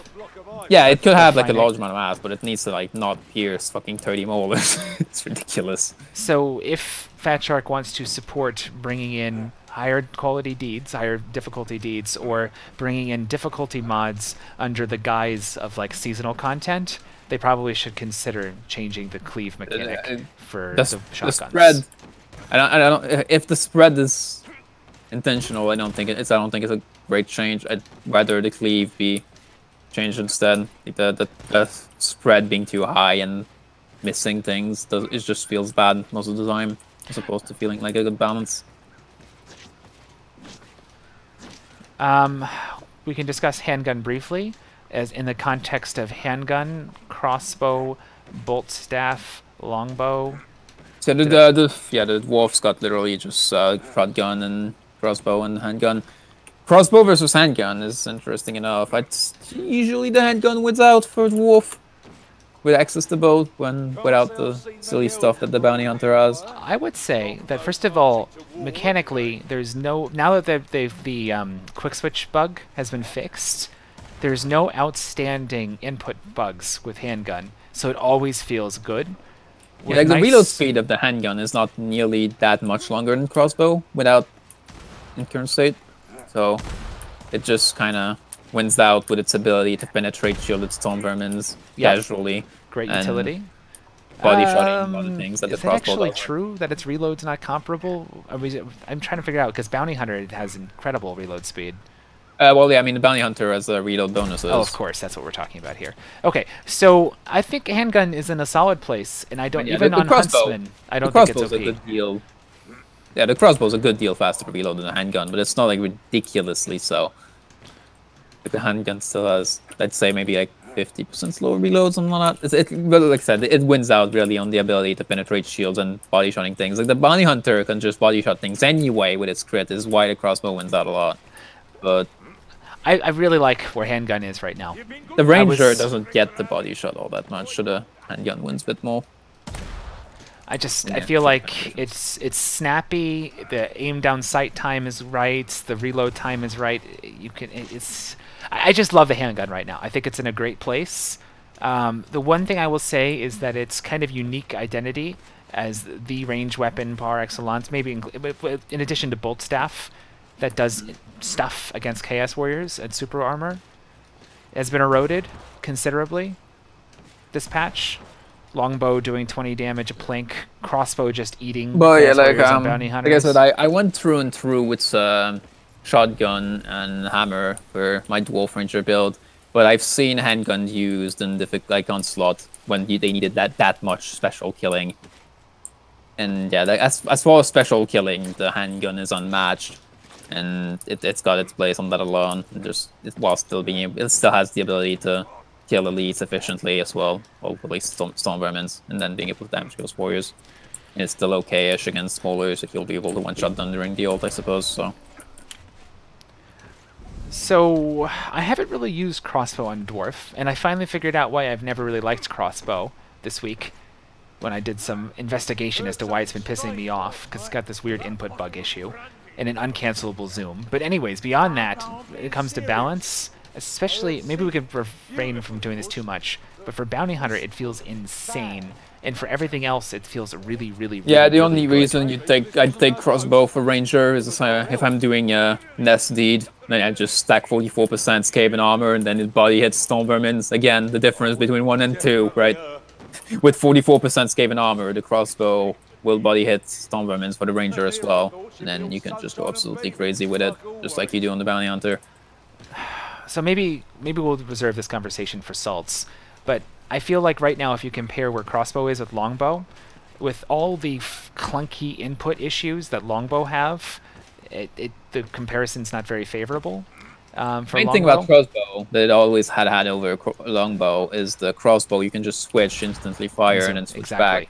The longbow can't do that. Exactly. Even with a straight left click, it's more delayed than the crossbow. And it has that utterly disgusting, uncancelable backswing from every swing. So, but I feel like if they listen to us and remove that uncancelable backswing, we'd have to kind of feel it from there to see what it is. But let's like say I said, I'm saying that's a different between the two. I'm not saying that this should go away in the longbow. It's like I said, I'm not really good at figuring out exactly what should be done to weapons. But okay, then I guess they still need to have their flavor. You know, they need something, but might not be to make them all the same. Then you're going to have to decrease the efficiency of Expo. If Longbow is its comparison, Expo is just as efficient, but it has much less clunkiness to it. Longbow can't one-shot stormers to the body. Crossbow can. Yeah, that's a whole different thing. I wanted to reserve that conversation for Saltspire, probably. Because that breakpoint is pretty fucking disgusting. That's a pretty disgusting breakpoint, and it really doesn't cost very much to get it for Saltspire. The Saltspire and the Hunter build, it doesn't. For Ranger Veteran, it does. 44% is the full stack. And you need like pretty much flawless charms as well to do it. Charms and weapon. But yeah. Anyway, that's most of the dwarf. Well, now it's time to talk about the flamey weapons. Flamethrower, first of all. Oh, yeah. The flame weapons for So, Flamethrower, the left click. Some suggestions I've made in the past, and I've seen many other people make the same exact suggestion, is this left click could be replaced by the same kind of fireball-y type thing to give it more utility. I get where it's coming from, because again, I've made this suggestion as well. I get where it's coming from, but I don't support it anymore. Instead, what I'd like to do is have the flamethrowers. If you left click on it, the effect is instant. It's really hard to tell Like, is it even infinite range? I think it's like insane range. Actually, as far as flame weapon goes, can you actually load up a map right now? And do you have creature spawner? Yeah. Yeah, because people have been telling me that apparently the flame weapons have issues on the beta. No. I don't want to test. Sorry, no. We'll test it after. But okay. I don't want to. I want to do a test. But what I want to say is right now, I want you to left click and then quick switch immediately thereafter. That's gotta go. Yeah, that is pretty slow. It's absurd. So the way I see it is right click has got some cool utility against mass elites and stuff. I think it's underestimated. And if its left click is given the utility of a quick ranged burst, a quick ranged control solution, no damage, just a ranged control solution that even works against like a distant assassin, that the Ironbreaker could then quick switch off of and follow up with something else, the weapon would be quite cool. It would have a lot of utility, and I think that alone might be enough to make it interesting. The right click doesn't have those issues nearly as much. No. You can just immediately melee weapon. Exactly. So it's just an oversight that completely destroys the utility of it. Okay, that's one. And in terms of its damage numbers and such, I don't feel like they're that wrong or anything like that. Yeah, any potential beta bug aside, I've seen one of the things that happened. People have tried in Death Wish, flamethrowers in Death Wish. It seemed like the flamethrower didn't even care about things having more health. Like, the kind of damage it does, like it completely roasts anything it's actually pointed at while flaming, on like the right click at least. It scales weirdly, honestly. It's cool. I think it's a cool weapon. If left click had more utility, we'd use it more. That's the thing. I can Death Wish it completely shreds hordes anyway, regardless of math increase, regardless of health increase, which actually gives it a proper role because you actually need that much horde shredding in Death Wish because of the mass and everything, making them harder to deal with otherwise. And then the thing is though, is like once you do that, especially in Death Wish, like you're not even remotely capable of dealing with elites or specials, so it gives you like a more really dependent role. Since you're really good at hordes, but you're useless at everything else. Yeah, but the left click coming in would mean you could have a secondary role against most of the specials, right? I mean, yeah, that's the thing. Like, being completely useless. I mean, that's kind of what the left click already does. It's just not great at it, and it's probably fine that it's not great at it. Probably just needs some better input, and then we'd be fine. The only thing I don't want it to have the case be that you can QQ it, but that's a whole different issue. Anyways, let's not get into that issue too much. I've already talked about that. And yeah, I guess Drake Fires is... I don't know what's up with it. The Drake Fires kind of do about the same role as the shotgun does, except it does it more poorly, I'd say. The only thing is obviously it doesn't have ammo problems, which the Ironbreaker would get, because he doesn't have any good ammo sustain, unlike the Ranger Veteran. What's up with the right click, man? What's up with the right click balance? I don't know. They really moved it towards left click in the BD2. Yeah. Left click everything. Yeah, the right click has trouble left reaching. Click's got pen. And right click still fails, by the way. Against density? Have you noticed that? Yeah, the only thing the right click can really do is reach the slave breakpoint, which can make it decent against a clump of slaves, but then again, it seems to only hit so many of them, so it's just meh. I'd say the right click would need that at least shit, like a more infinite amount of things. Kind of, like it's more like a shield bash thing that actually deals damage. Left click does a lot of, it melts a lot of stuff. I don't know if it needs to be toned down. Like when I played it, it's like, oh my god. But that's because I was playing it with thinking about Vermintide 1. You are also comparing to like the worst setups you could possibly think of. You know, the Drake Fires weren't that.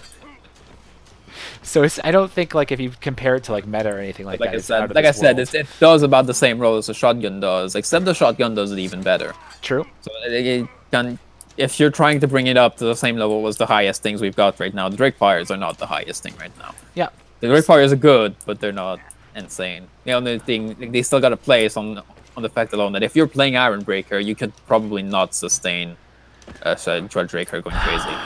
So the Drake Fire is gonna go crazy all the time because I just feel like the right click, which has to me always been the defining of Drake Fires, doesn't have much of a place anymore. But they introduced Drake Gun, so it's almost like they split Drake Fires and took away the thing that used to be the defining notion of Drake Fire and put it on Drake Gun. Well, the Drake Fires could still have that. It's more instantaneous than Drake Gun, and it doesn't melt. Ranged. It doesn't melt either. Yeah, it's more of a CC thing, and just it would kill only like, the slave rats and fanatics with enough attacks, but none one.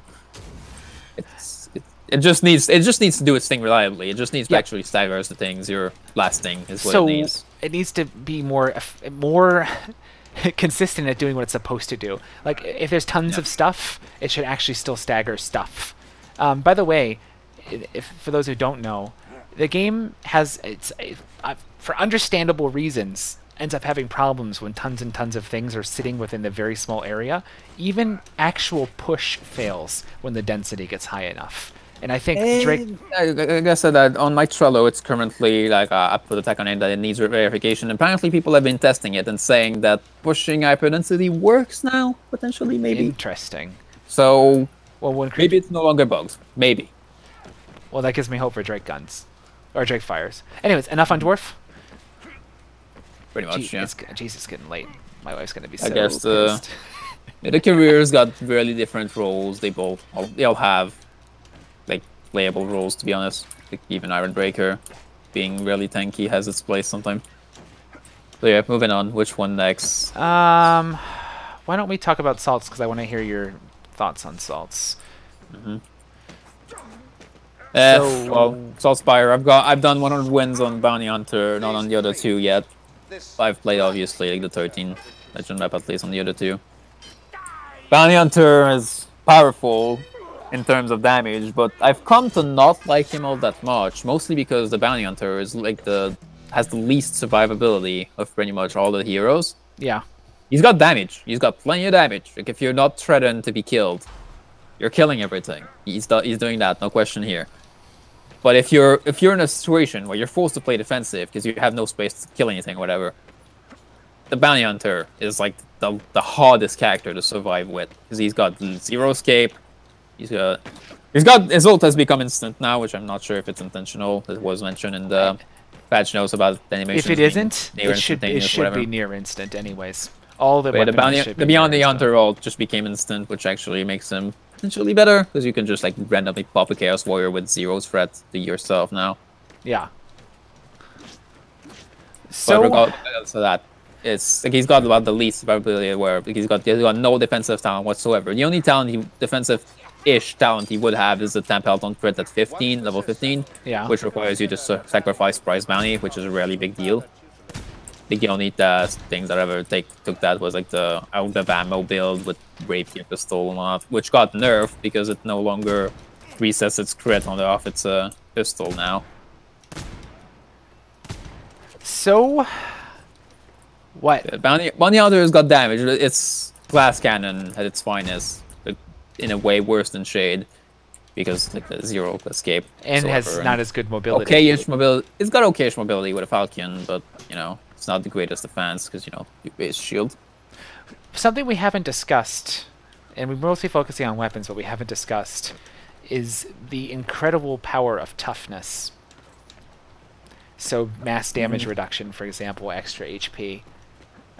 Especially if you start trying to push challenges. Regenerate from taking an overhead, and then the ability to take an overhead without going down in the first place. Yeah. Even the squishies are able to take an overhead without going down if you take 20% health on Necklace, which is the reason why literally everyone has to be, like, if you're tryharding, that is, obviously. Like you just cannot justify not running health on Necklace on anything. True. Other than potentially Slayer. Zealot used to be one, but now they fixed it. So they fixed with the Zealot passive fix to actually want health, because it gives you the ability to get even more stacks when you're low health.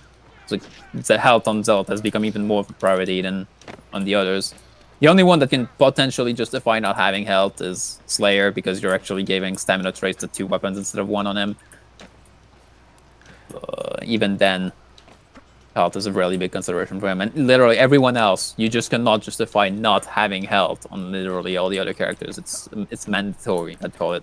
I think it's interesting that this game, Vermintide 1, the only thing to distinguish survivability of characters really was Second Wind and dodge. Right? In this game, there's a couple mechanics introduced, explicit mechanics, that makes some characters just a hell of a lot more survivable than other characters. Yeah, it's kind of the thing, yeah. And it makes a really big difference. Second Wind, Parry is kind of the second wind of a Okay, we can talk about that. Yeah, in a bit. Briefly talking about Parry. Parry is insane. Anyone who's not running it almost all the time doesn't understand how insane it is. Like I said, on basically at this current point of time, I do seriously believe that no trait is worth running over Parry in any character. In almost any situation. Like 95% of builds and scenarios, nothing is worth Parry. Not Swift Slaying, not Resourceful. Even though Swift Slaying and Resourceful are good, like they have users, they are good. It's just Parry's better. Because not only you don't just get that window when you put up your block, like that's what you expect, like, right? When you put up your block, you get the half second of not anything. But it's not that, it's just that. Like, you just have to download the Parry Indicator trait from Gohas. Not Parry Indicator mod from Gohas. That puts like a different shield color on them whenever you got the Parry window. It's not only just when you put it up, it's when you push as well, and when you get God Broken as well, and when after a push attack also. It's 3 other times that happen very often. Say that again slowly for everybody. Window. And the biggest one Hold on. Say those 3 windows again for everybody. After a push, after a push attack, and after a God Break. And I'd say that last one, after a God Break, is the most important. Because that means you cannot get God Broken more than once every second. Or every half-ish second. Of the time it's the God Break itself, I guess. And that guard break is that little portion, second, which is really big deal. So that's why we call it the new second wind, because if you pop block when you're about to hit the fan, you have a decent chance of sliding out of it after you block a bajillion hits, right? You might get broken once, but you'll block again right afterwards to get Parry back up, and this is the thing in VT1, even before they buffed it. Like in VT1, a bit of context, in VT1 early on, or still now, God Breaks in VT1 are about 3 times longer than VT2s. Like if you get God Broken in VT1, you are fully stunned for like 2 seconds. It's long. So you really don't want to ever get God Broken in VT1. The thing is, second win was 50% chance whenever you would get God Broken to instead just get all your stamina back magically. It's like, it should be bad, but it's good because you got stamina. Which people were, for the longest time, people were like, that's meh, because, you know, if you lose the 50%, you're dead, right? And then that's all RNG. You don't want to sacrifice RNG when the alternative, which was perfect balance, which is basically just straight up 2 stamina. It was just straight up 2 stamina. Yeah. The alternative was like and improved guard was the other improvement. Yeah, improved guard was also RNG and not good before they buffed it. But anyway, so the thing is, the second win, it's not just the 50%, because you get God Broken once if you lost the 50%. Okay, but then if you don't get killed immediately off that God Break, which happens often, like you wouldn't usually die in a single God Break. What happened is you get God Broken, and then just as you finish recovering, you get God Broken again, and then you just get stun locked until you're dead. But in a scenario like that, you get God Broken once. And then, because you fell the 50% on second win, but then you recover and you get God Broken again, but you get another 50%. So then all of a sudden, your odds of not getting, like if it takes 2 God Breaks to kill you, the odds of you to survive are no longer 50%, they're 75%. Because you got 2 tries. And it goes on, and like it doesn't take, like if it took 3 or 4 God Breaks, like the odds are extremely in your favor for you to survive that. For you to break out of it on one of those God Breaks. Like just 2 of them is 75%, and it's 7.5, and goes on and on. So anywho, Parry is kind of like that, and it's reliable, and it's not RNG unlike second win, and it does the same thing. Is like if 2 things were to if a thing were to God Break you right after 1 God Break, then it doesn't God Break you and lets you move away. And it's the biggest thing about it. So, in other words, Parry is insane because it lets you get out of situations that absolutely nothing else would, 1. And 2, actually, against multiple elites, it provides a huge source of potential DPS because you can cancel one of their attacks, basically, with a quick right-click and not get stunned, and you can continue to attack. And the amount of utility you get out of the other traits, some of it's significant, but Parry is transformative. So when we talked about Parry in Sweden, I kind of wanted it to be a base mechanic because it was so cool and transformative. It survived because the idea with traits is the hopeful idea with traits was that properties were kind of little things, little numbers game stuff that make like the character play a little bit different, but traits were supposed to be transformative and make the gameplay very different. And I really think Parry's the only one that actually does that. Is there, except for maybe Conservative Shooter. Conservative Shooter kind of does that role too. And then for a couple weird builds where there's insane synergy with like Conservative Shooter or whatever the cooldown one is called.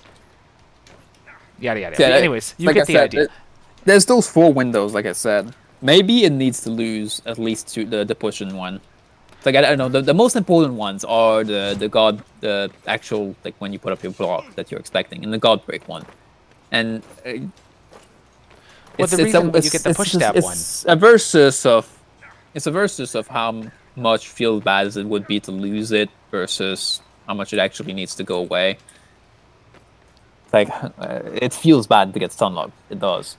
And this is one of those situations where I absolutely like crutch on Parry to have any chance with the garbage weapons I try to solo with.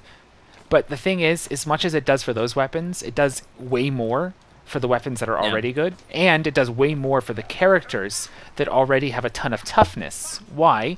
Because those tough characters are almost never going to die in a single guard break scenario, so they're almost always going to have enough time to get Parry back up again and get out of it. Whereas, for example, with Bounty Hunter, you can literally die on one guard break. Yeah, with a little tiny bit of chip damage ahead of time.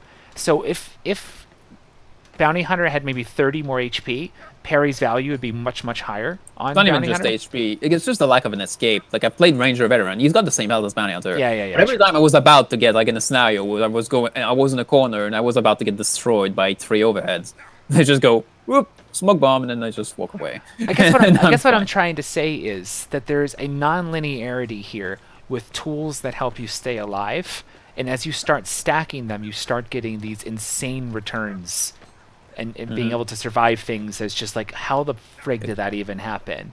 I've had a time with Handmaiden where it was a harder, better Vanguard sudden death deed on Empire.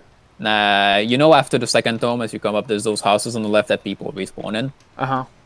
See, I was just like speed running around, and then there was a lot of shit following me, and I got stuck in one of those houses on the left. Like there was a stairway on my right, and I was in a corner. There was literally like 2 Chaos Patrols worth of shit and Storm Vermins and everything trying to kill me. And I just dodged left and right in that corner for like 5-6 seconds until my dash came up. Fluttering Parry. Like both parry and just actually straight up dodging in almost no fucking space whatsoever because lol Handmaiden. Yeah. I survived like the most ridiculous like cornering that you'd ever seen. And then as soon as my dash came up, I dashed the hell out of it and actually managed to get out and win that round later. After reviving everyone else. I agree. It was the most ridiculous clutch I've seen ever. The amount of survivability some of those characters have is stupid. The Bounty Hunter, once I was in the corner, even if with like dodging, even if I pulled up that left and right dodging for a little bit, it's like, what do? It doesn't matter how long I dodge those 10,000 overheads. I can't get out. You can't ever make space. You can't ever make space. Yeah, like the difference, like the Ranger Veteran might have had a chance because even though like the bomb isn't nearly as good with the cast time and all, even it's something. Like if I actually manage to pull off the bomb, even though there's like 90% chance that I die trying to pull it off, if I do pull it off, then I'm actually out. The Bounty Hunter, there's no way. Like the moment I'm in the corner with 2 Chaos Patrols worth of shit, I'm 1000% dead. Even with 3-4 Maulers chasing you with a couple shield Marauders with it, unless you get a drop. Unless there's a drop down, there's no way you're going to do anything against it.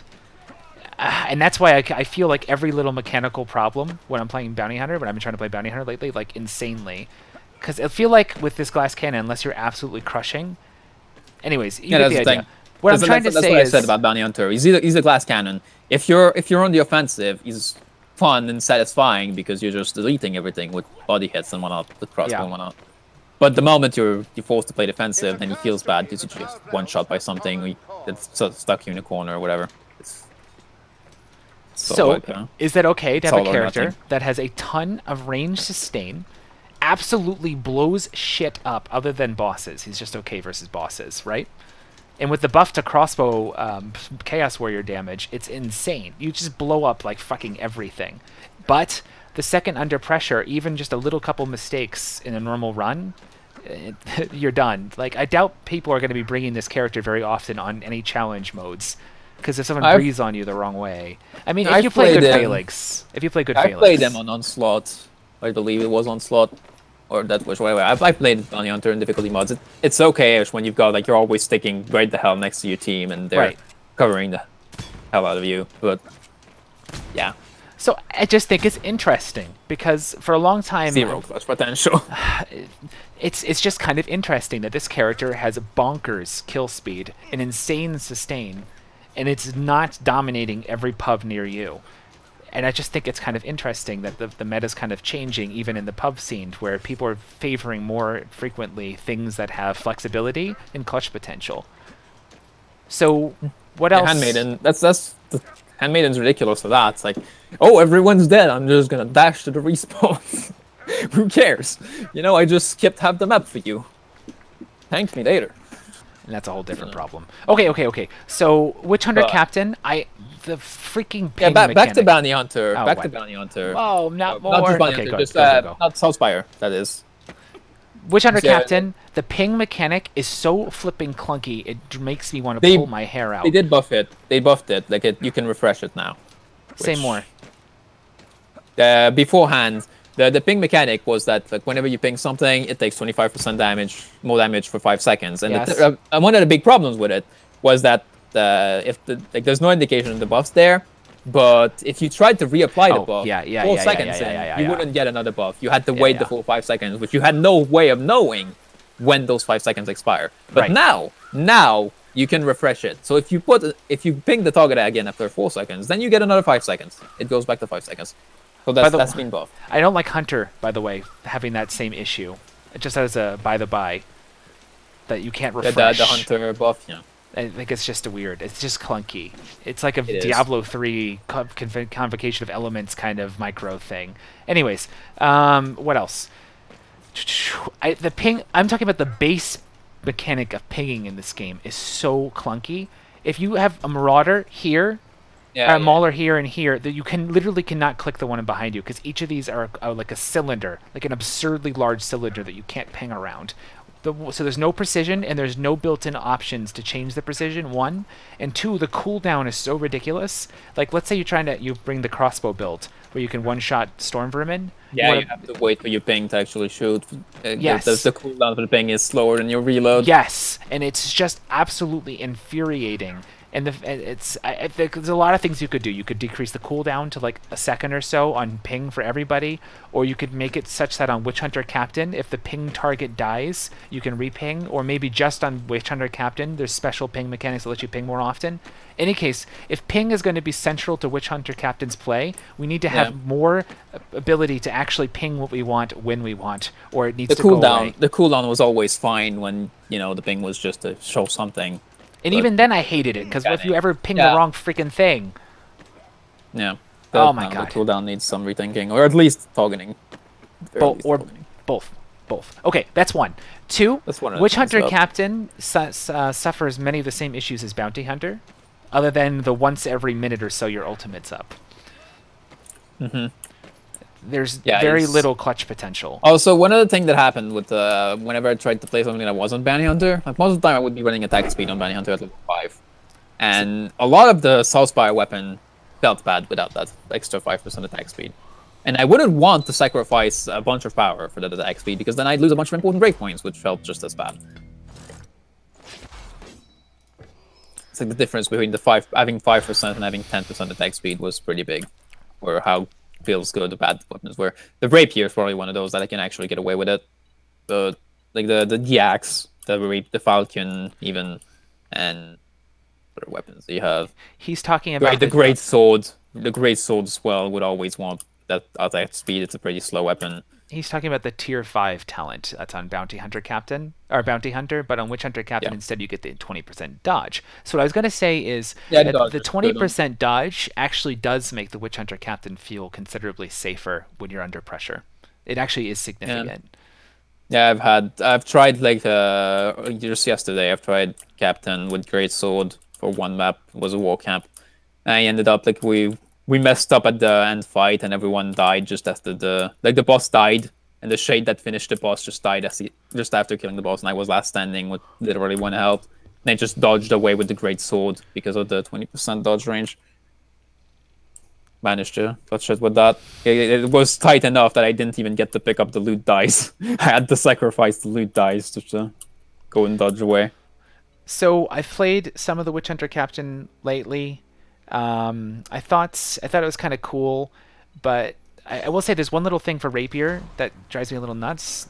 The end of there's a follow-up animation with the Rapier on the charge attack where you can't get to block for a little while. And for such a fragile character who's trying to use this in a nimble way and is a little light weapon, it feels really out of place. On that, especially on that. The flail. God damn it, the flail. I will never use the flail as long as you can't just do the same kind of blood cancelling as you can with Falcon. It makes it so bad compared to Falcon. On top of the fact that it's slightly slower than it. And what he's talking about is, on the light attack, you literally can't cancel it. So I think that it's okay to have some weapons for like kind of flavor reasons that are uncancelable during their attack, or even during the wind down afterwards. But I feel like Saltspire weapons, maybe Flail if Flail was like a Zealot specific, but if you try to use it on like fragile characters, it is super feels bad man for the most part, unless the dodge is really good. Like you could get away with it in old school glaive. I don't know why it felt so much better in old school glaive. Maybe it's just experience. But I feel like, for example, Rapier in particular, that range might be a reason as well for the glaive. Yeah. I don't know, but something's a little off. And for Rapier in particular, not being able to block right after the charge attack really feels bad, man. I'm glad the pistol spam stuff is gone. I feel like QQ in general needs to get a look at, but we don't need to talk about that now. I thought the Rapier, if the Rapier had that change, was really cool. There's a lot of breakpoints you can hit. It aims very differently than all the other one-handed swords. So one thing I want you to do with the Rapier is go on the target dummy and tell me how much damage it does normal attacking the head of Stone Vermins, like with the buff. The light attack. Yeah, like is it worth to actually straight up spam normal attacks at those Stone Vermins to try to get? So that's another thing. A lot of the value of Witch Hunter Captain is supposed to be around its killing blow, such that if you get a crit, you insta kill. 25. Is that with Death Knell or without Death Knell? 625. Death Knell is on. That was not pinged, obviously, though. So it's missing some. You can't really ping dummies, can you? No, but we're missing some damage, obviously. It's interesting. So I think... I don't know how much value Witch Hunter Captain really gets out of this passive. This passive was very powerful. Killing Shot. The equivalent passive in Vermintide 1 was very powerful, though somewhat overrated, I think.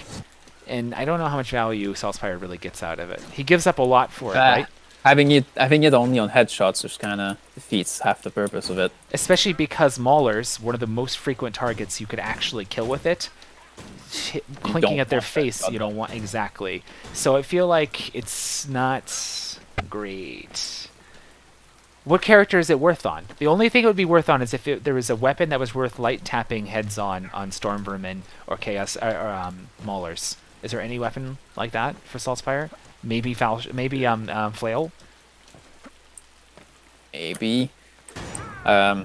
You're literally going to hit a breakpoint such that you one-hit Rapier kill. I believe the axe could probably get enough damage off shotting over body hitting. And for Saltspire, for Witch Hunter Captain, you're going to be one-shot body shotting, crossbow killing. Also, yeah, that's another thing. Like the axe, I already spoke about that on the Dwarf. Yeah, the Saltspire's got the same problem with the axe. There's problems with hitting fanatics. He does get it with like the Abjure Conjuration buff thingy, but that's not the entire map. So say more. So he's saying is it doesn't hit the one-shot body shot.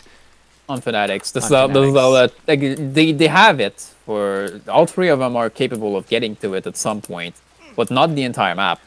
And the Bounty Hunter needs to have a Hunter active, and the Falcon does it anyway with Bounty Hunter active, which you know, why would you ever take the axe when the Falcon does it? And the Zealot needs a bunch of stacks, which you don't always have, even though they got a bit more reliable now with the fix they got. Then Bounty Hunter, not Bounty Hunter, the Witch Hunter Captain needs the Abjure Conjuration, which is only when a Grimoire is active, which is not always. Eternal Guard. So I think Killing Shot right now, as it is, like a lot of Witch Hunter Captain's kit is just not as good as advertised. Killing Shot is supposed to be a pretty powerful thing, but it's really not. Eternal Guard, no light attack block cost from frontal attacks. You're gonna have to run Parry anyways, and Parry's gonna take care of this for the most part. And Parry is way better than Eternal Guard. Like if it said you get a free passive of Parry instead, it would be better, literally. Like I know Eternal Guard is just trying to get you to go like this in front of a horde, but you know you never do this if you're a good player. Exactly. So I feel like his passive kits are really not giving much value, and there's a lot they could do with it, and I'm not going to presume to tell them because they could get really creative. And I felt like his ultimate, you give up a ton. The cooldown is absurd, and its duration is not very long, and it's supposed to be because you give it up absurd because it has an AoE component. It helps everybody, but it's not that big for your team. So I don't know. One thing I thought would be kind of cool. Witch Hunter Captain, like the heal one from Merc, really does need that much of a cooldown because the heal is really powerful. But the crit, at least at 20%, like it either needs to give you a lot of crit to be basically like in beta where it was pseudo strength potion because all crit is really powerful, or it needs a lower cooldown if it's gonna stay at 20% crit. It needs something. That ult it's good, but it's just unusable often enough. Yes, so some of the attacks do count as light attacks, but it's not going to save you from the big overhead that just completely insta-stuns you. And it's the big overheads that are the ones that end up killing you most of the time. Anyways, the point is, I'm not saying Eternal Guard is useless. I'm saying that his passive kit and his ultimates don't provide a huge amount of value for how much you have to give up for playing a character that has so little clutch potential. Yeah, like he's supposed to be more melee, but like I said, the lack of 5% attack speed from Bounty Hunter just makes him feel worse at melee a lot of the time. Even with all the other passive shenanigans and headshot bonus and what have you. There's a lot of things they could do. They could come up with more creative solutions than just little tweaks that we could suggest. We're just trying to give general feedback on how we feel about these guys. Okay, and I guess since we're talking careers, we can talk Zealot, then we'll finish talking weapons. Yeah, I've not played Zealot that much because, you know, I'm trying to be the one that kills everything, and Zealot is not that great at killing everything. He's tanky as hell, but he doesn't have anything really to do that much damage. He's just got like basic melee damage. And he's got decent damage, and as everyone knows, crossbow without anything extra added onto it is really, really efficient at killing specials. It's very efficient. So it's okay. Like the handgun does it better, but it's okay. Like I said, the thing, like the Zealot's not bad. He's not bad. It's just he doesn't have that little edge that a lot of other carriers have as far as damage goes. So you're comparing him, for example, to like Unchained and Slayer right now. Yeah, that's the thing. Like the other classes that are tanky often have an edge at being able to kill a lot of things. Iron Breaker, for example, could even just be at the Drake Fire pistols and do a lot of killing. The Zealot just doesn't have that much. Yeah. But I think he compares for 5 seconds. It's like, what are you doing? It's just normal meleeing at that point. I would just say that he compares rather decently with Ironbreaker and with Foot Knight, right? Like I wouldn't give the clear edge too much to any of them. Not bad, just not insane. I would say that one thing that's completely wrong with him is his ultimate is worse than Handmaidens in many of the dimensions. Like the extra 25% attack speed, like kind of G the fuck whiz. Especially unless they add an ability to cancel your charge without right-clicking. I honestly don't know why they nerfed it from Beta's 50% attack speed. Like it was... I honestly think he could have kept 50% from Beta, and it would have made him interesting. So I think either it needs to be made very much closer to a clone of Handmaidens, but then again, the fact that it's worse is somewhat mitigated by the fact that he has an insane amount of toughness that, of course, Handmaiden doesn't in his kit. But his ult is clearly not very strong. And I feel like his passive, I don't often get value out of it, because when I'm playing him, I'll usually just be swimming in temp health. I don't know. I mean, yeah, he's got that level 25 talent for generating even more temp health. But that's kind of the thing with that I found is like it makes you absolutely disgustingly swim in temp health in the situations where you would otherwise already been able to generate temp health. But in the situations where you are not normally able to generate temp health, which is when you're fighting elites, then you're not getting that much temp health because you're not. Well, maybe with the great sword, because now you can cleave elites with the great sword. That's an interesting idea. So that'd be interesting to try out. So but like one of the main things, like I run Falcon with Zealot, and then I'm putting that ult in the situations where I'm fighting elites and I need more temp health. I'm like boink, boink, boink against the elites and getting 2 health on each, and it's just not enough. I have a suspicion that either under current balance or some slight up tweaks to Zealot, a build centered on two-handed sword just going in and retardedly hit trading, and then maybe even doing ridiculous things like bringing Swift Slaying, and just knowing that you're going to hit trade might be a thing. I mean, we can transition this. We can transition this to talk about the weapons. Flail makes me sad. It's like, it's one of those weapons that has to crutch on stupid... Yeah, it already had the up penetration thing, but, you know, it's a meme version of it that's too slow. It's and too it slow. doesn't have that much changes. It just needs some up tweaks. It's just, that's it. Yeah. The Great Sword is probably going to be able to do it better now. The Great Sword will be worth trying on the Zealot. And that's not something I've done yet. I'll have to do it. But the Great Sword got really good buff. It's not all the end all be all yet, regardless of the really strong buff, because it's still got lower mobility. It's still really slow, but cleaving armor is powerful, and it's definitely got a place. Yeah, I think it's a cool change. It's kind of odd to me that two-handed sword is the one that got it, though. You know? Yeah. I don't even remember how the hell I just got up here. What was I doing? It's just kind of weird because, like, you don't think two-handed sword is the one that's supposed to... the first one I would think to have that buff would be two-handed hammer, for example, not two-handed sword, by a long shot. So a quick overview again. So, the axe, just like the dwarf, too much problems reaching the one-hit fanatic breakpoint, which... for something so single target, it's a problem, because all, like, the old daggers do it, the glaive does it, too many things do it. If the single target-ish stuff can't do it, then it's not worth using. Falcon is strong and good and everything, it doesn't need any buffing at this point. The flail's got problems with block cancelling and it's slower than the flail, so in most situations it's just worse than the flail. No, the Falcon. The flail is worse than the Falcon in most situations because of its block cancelling and speed. Great Sword, for a good buff, actually puts it at a place that's different than the Falcon. And might actually be worth using. I'd say it's not going to be good for the Bounty Hunter because less mobility, and the Bounty Hunter just wants what little survivability he can goddamn get. Yes.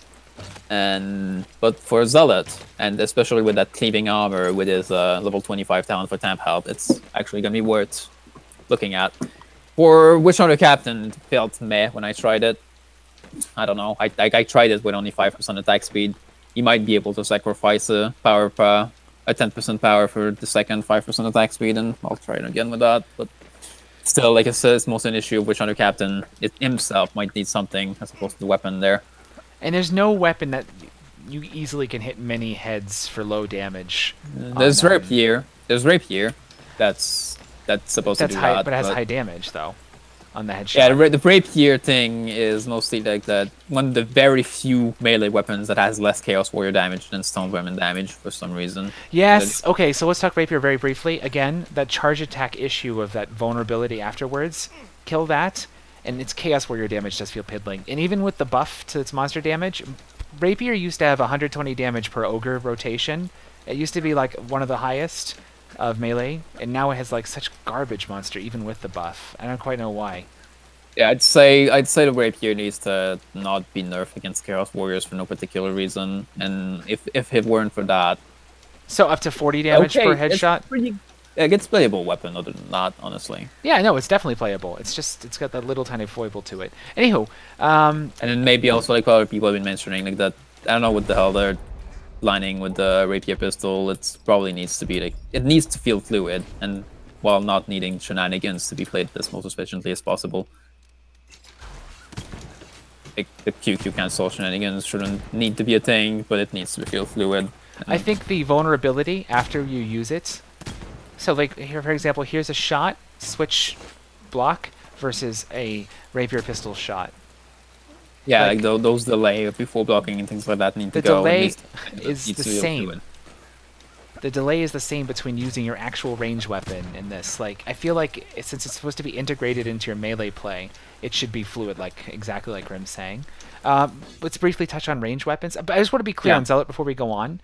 Bringing a one-handed axe or maybe flail, Zealot with crossbow, knowing you're going to be tanky, know you're going to be sitting in the front line, know you're going to be hit trading sometimes, but definitely clearing hordes very safely and having easy crossbow shots to take care of horde specials, you bring a ton to the team. It's a very strong combo, and you have lots of clutch potential because you have a dash.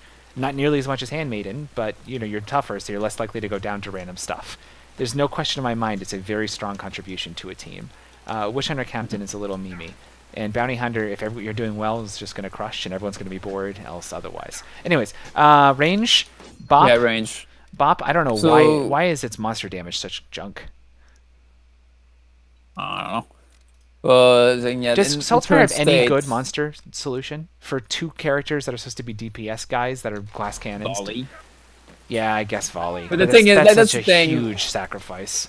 Yeah, the thing with him is that other than you cannot sustain ammo on anything but Bounty Hunter for anything other than like the crossbow is the only weapon you can kind of sustain ammo on something that's not Bounty Hunter, and yes, it's just it creates a big problem with trying to run anything that's not the crossbow and not the Bounty Hunter. And even the Bounty Hunter, the crossbow is kind of the most powerful option because of all those really disgusting breakpoints with Hunter that the crossbow gets. Yep.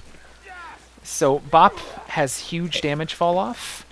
It doesn't. The Abrasive Pistol, like the designer Abrasive Pistol, is nice. The armor, the resistant damage is a problem though. Yeah, I don't know why it's resistant. Its monster damage is so low. So that's one thing I could definitely see. Like, I don't understand why you can't empty your bops into a monster and actually have an impact. They were just scared about like the whole Abrasive Pistol with an ammo box just mindlessly deleting a boss by spamming for 30 seconds or something. But we have that for a bunch of other weapons already that have utility otherwise, right? Yeah, you know, you take a Hagbane, you do it. But it's overkill. Or Fireball. Actual monster damage. Well, Fireball is limited the way it's overcharged, not an ammo box, but yeah. Okay, so what? So Bop with monster damage up would be considerably interesting. I also don't know why they nerfed the repeater pistol, at least the reload part of it. Like one of the main reasons that like kind of let the repeater pistol be run on something else is because you know you could still reload quickly and then get off a bunch of shots, even though you were really limited in how many you could get out. But I guess what we're saying here is we have these ranged weapons that are supposed to be centric on having a bunch of ammo and then spamming a considerable amount of ammo to do anything. But none of the characters are capable of... First of all, they're not that efficient, even if you use a bunch of ammo. And second of all, none of them have the ability to sustain them, even if you use Scrounger. And Bop has so much aim inaccuracy, you can't even headshot cunt. Even the best of players, I bet, with conservative shooter. Like, it's not sustainable. So I don't... Like, repeater pistol, to me, I don't understand... Is there ever a situation... It's hard to me to imagine a scenario where repeater pistol is balanced on Bounty Hunter and not absolutely garbage on everything else. In current state, people have some use for repeater pistol for EADs and like technically deprivation, back to basic is where the repeater pistol becomes more than a crossbow, basically. For weird reasons. Yeah, for weird, because shotguns things, basically. So, I don't know. Yeah, faster reload back on that might be a thing. I don't really know what to do with the repeater pistol. It competes with crossbow, basically, and it competes poorly. Like, literally, right now, it's a worse crossbow in every conceivable way. The other thing, the crossbow gets really disgusting breakpoint that just makes it the best for Bounty Hunter.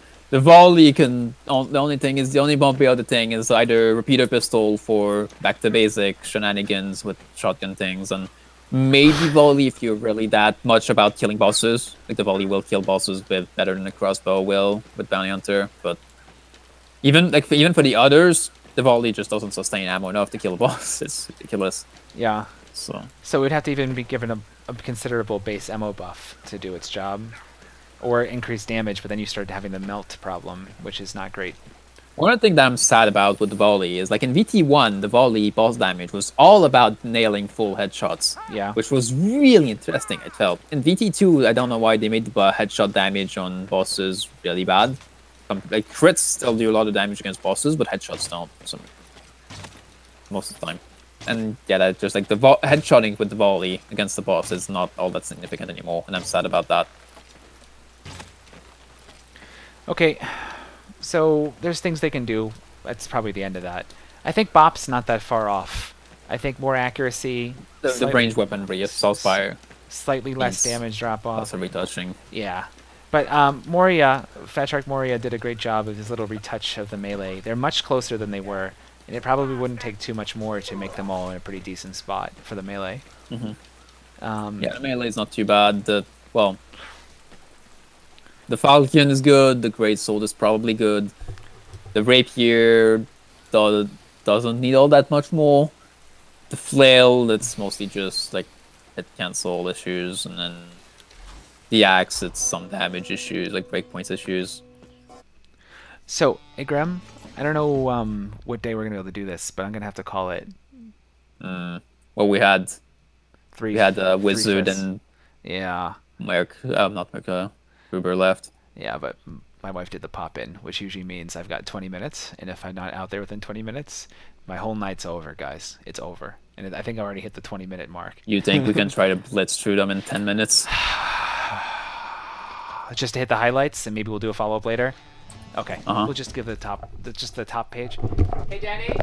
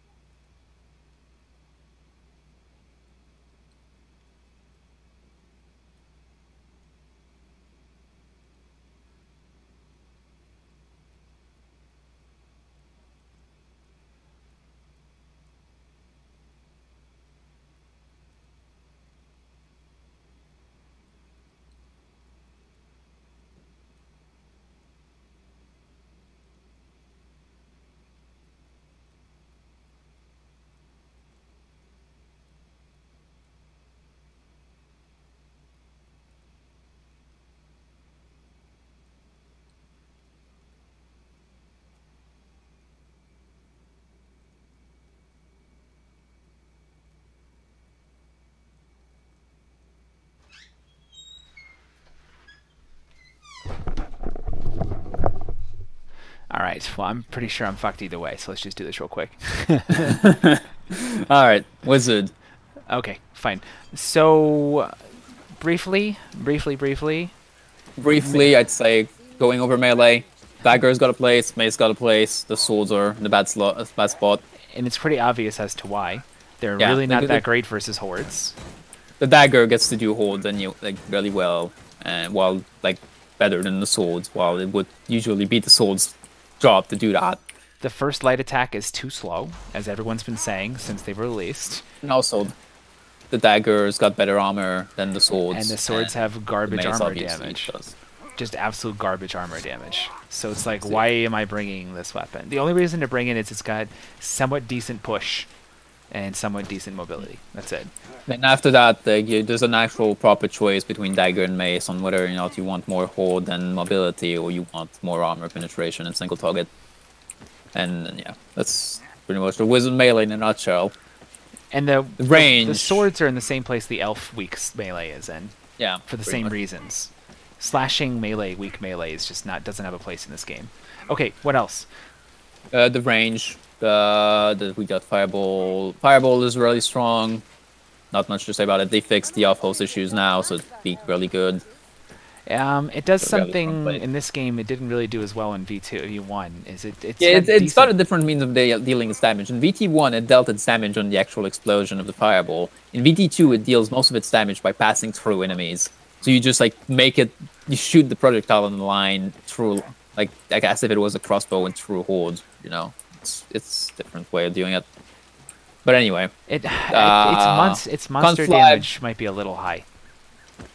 It might do a little I guess, too but much. it might be a bit of its job as well. It kind of feels like it'd be. I don't know, maybe that would be more bolt instead. Conflag is insane. Anyway, Conflag's got its good place. It's different. Advantage should be different from the Fireball because it deals less damage than the Fireball, but it deals way more stagger than the Fireball. Oh, yeah. Which you don't always need that much stagger in normal Legend, but in modded either that Wish or Onslaught, it really shows its head that the stagger of Conflag is worth something. It's stronger control than like Shield Foot Knight, for example. So yeah, Conflag is how this plays with that. The beam is it's weird, honestly. It's the most anti-synergy weapon I have ever seen in Vermintide. Playing with a beam, you don't feel like the beam helps you, right? It does its own thing that doesn't help you. Because, you know, it starts like poking something with the beam damage, then you just crossbow it and it was useless.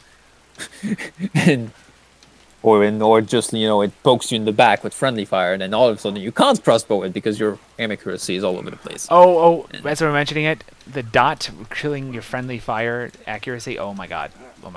Okay, so I've played considerable amount of beam. I would say that its monster damage is surprisingly solid if you just literally hold on to it. Yeah, it's like it was nerfed enough that it's no longer ridiculously overpowered. But it's still solid. Yeah, it's not like the weapon itself is bad. Like I said, it's the anti-synergy that's really annoying to deal with, and just like on its own, in a true soul stance, it might have its place because it's like it's the like flexible. Do everything, but none of it is at the like you're not the best at anything. You're not the best at anything, but you can do everything. It's got decent control but on the right click. Yeah, but the problem is, in a group setting, it's just the beam thingy itself is just so anti-synergy that it's usually annoying to play with. It just feels bad. So people are going to want us to talk about the Wigglemancer. Yeah. We've talked about this before. I don't want to see anything gutted. What I want to see is the max proc rate of heatsink and conservative set. They might have actually already dealt with it, because apparently people have been saying that they've changed the skull and its auto-aim is more like the VT1 auto-aim or something like that. They changed it by nerfing the ult? Yeah, the ult itself does no longer just like it no longer flies off into the distance and does its thing. You have to actually lock it on something or actually aim at something for it to do something. Well, the key to me is if they go to nerf it doesn't traits, got the whole logic of Wigglemancer, but instead of nerfing the traits or nerfing beam staff so it doesn't actually hit everything as you pass through it, I'd much rather see a max proc rate of those two traits. But okay, moving on. Well, they did do that thing about like not on the first stick or whatever, but it seems to be working poorly. Bolt staff. First of all, the levels do not align with the audio cues, and they never have, and it's been reported for months and months. There's penetration issues. Apparently, like the second charge level got less penetration than the first. What the hell? But anyway, the main thing with Bolt Staff that I say, it's supposed to be the armor damage of Wizard. Its armor damage sucks. Buff its armor damage. Please you let have me to headshot. Hit Stormvermin. Yeah, like you have to headshot Stormvermin with the body. Like it's same level of damage as VT1. Like you have to put the same amount of bolts, whether it's in the head or the body, as you do in VT1. But you don't have the auto aim giving you the free headshots like you did in VT1. And then there's the power creep of VT2. Doing the same damage as you did in VT1 is terrible in VT2. Yep. It's also so slow. It's supposed to be its armor damage. It's slow. The speed might be okay if you could body hit the Stormvermins. Maybe. Oh, and the lower one can now headshot, so you could headshot the one lower and body shot? Yeah, like the level 2 headshot might kill it as well, like things like that. Like it get buff its armor damage across the board, for at least Stormvermins. I don't know about Chaos Warriors. Chaos Warriors, it might be fine, but for Stormvermins, it needs to be more armor damage. It probably also could have a slight uptick to monster damage to bring it in line with Conflag and Fireball to a closer degree. Yeah. I mean, it's not like it's better. Yeah, it doesn't need. So therefore. Yeah, the monster damage might be. It's not a priority. Like I'd take it, but it's not priority. Yeah, and 3 damage is I'm fine. sensitive. I'm very sensitive to the large, somewhat arbitrary discrepancy in monster damage weapons have. It's not clear to me why certain weapons get to be decent at monster and decent at X when another weapon's decent at Y and bad at monster. Right? Yeah. It's like it's not obvious to me why certain weapons happen to have. I'd like the discrepancy between weapons that aren't designed to be monster to be like 30% discrepant, not 100% discrepant. Anyways. So monster damage, And the infantry damage is fine. Just look at those penetration values between the different charge levels, bring them in line together or something, like, or make it, you know, properly linear. And But other than flamethrower. that, like, its infantry damage is obviously really strong enough. Flamethrower It's did like the same thing as before. Yeah, flamethrower is the same as the dwarf. It's like it does its thing. It's the left click stuff might need some fuel switching stuff. Other than that, it's okay. I guess it does its thing. It's really bad at anything that's not hordes, but it destroys hordes. Okay, briefly on the career skills, the BW, whatever the hell. Unchained is really strong. It's got really good defense while not really sacrificing its offense, which is really strong. 360 health, and once you know how to deal with the overcharge mini game of gaining it when you gets hit, it's really strong. Like the lack of overcharge showdown especially lets you like keep spamming until the full red instead of just the half that you like. The whole getting a mini overcharge showdown after about half really kills the other two couriers for me, is what I'd say. It's why I love Unchained, because it doesn't have that, and I hate the other two because it has that. Because I can't go crazy. The moment I go crazy, my overcharge slowdown fucks me over, and I want to kill myself. I think the decision to make slowdown affect dodge is very painful to me. I've gotten somewhat used to it. I still don't like it. But let's just go over the other ones quickly. I would say that for the first career, I think basically everyone that plays it is of agreement that unless someone's going to spend a whole bunch of time debugging and fixing the freaking ult so you actually can ult when you want to ult, the where you want to ult, just make it a freaking dash already.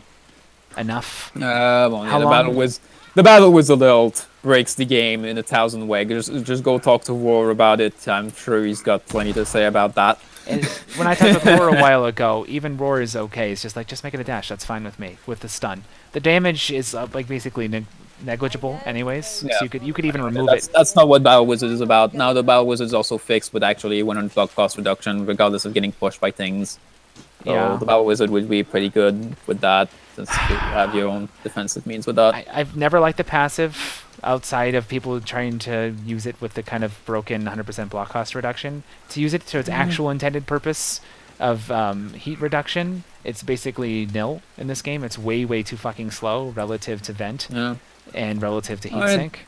Kind of does its job for like not having overheat in the next fight. Unlike Unchained. Like Unchained, you actually want to keep your overheat for the next fight, and Battle Wizard you wouldn't want to, and it does that, I guess.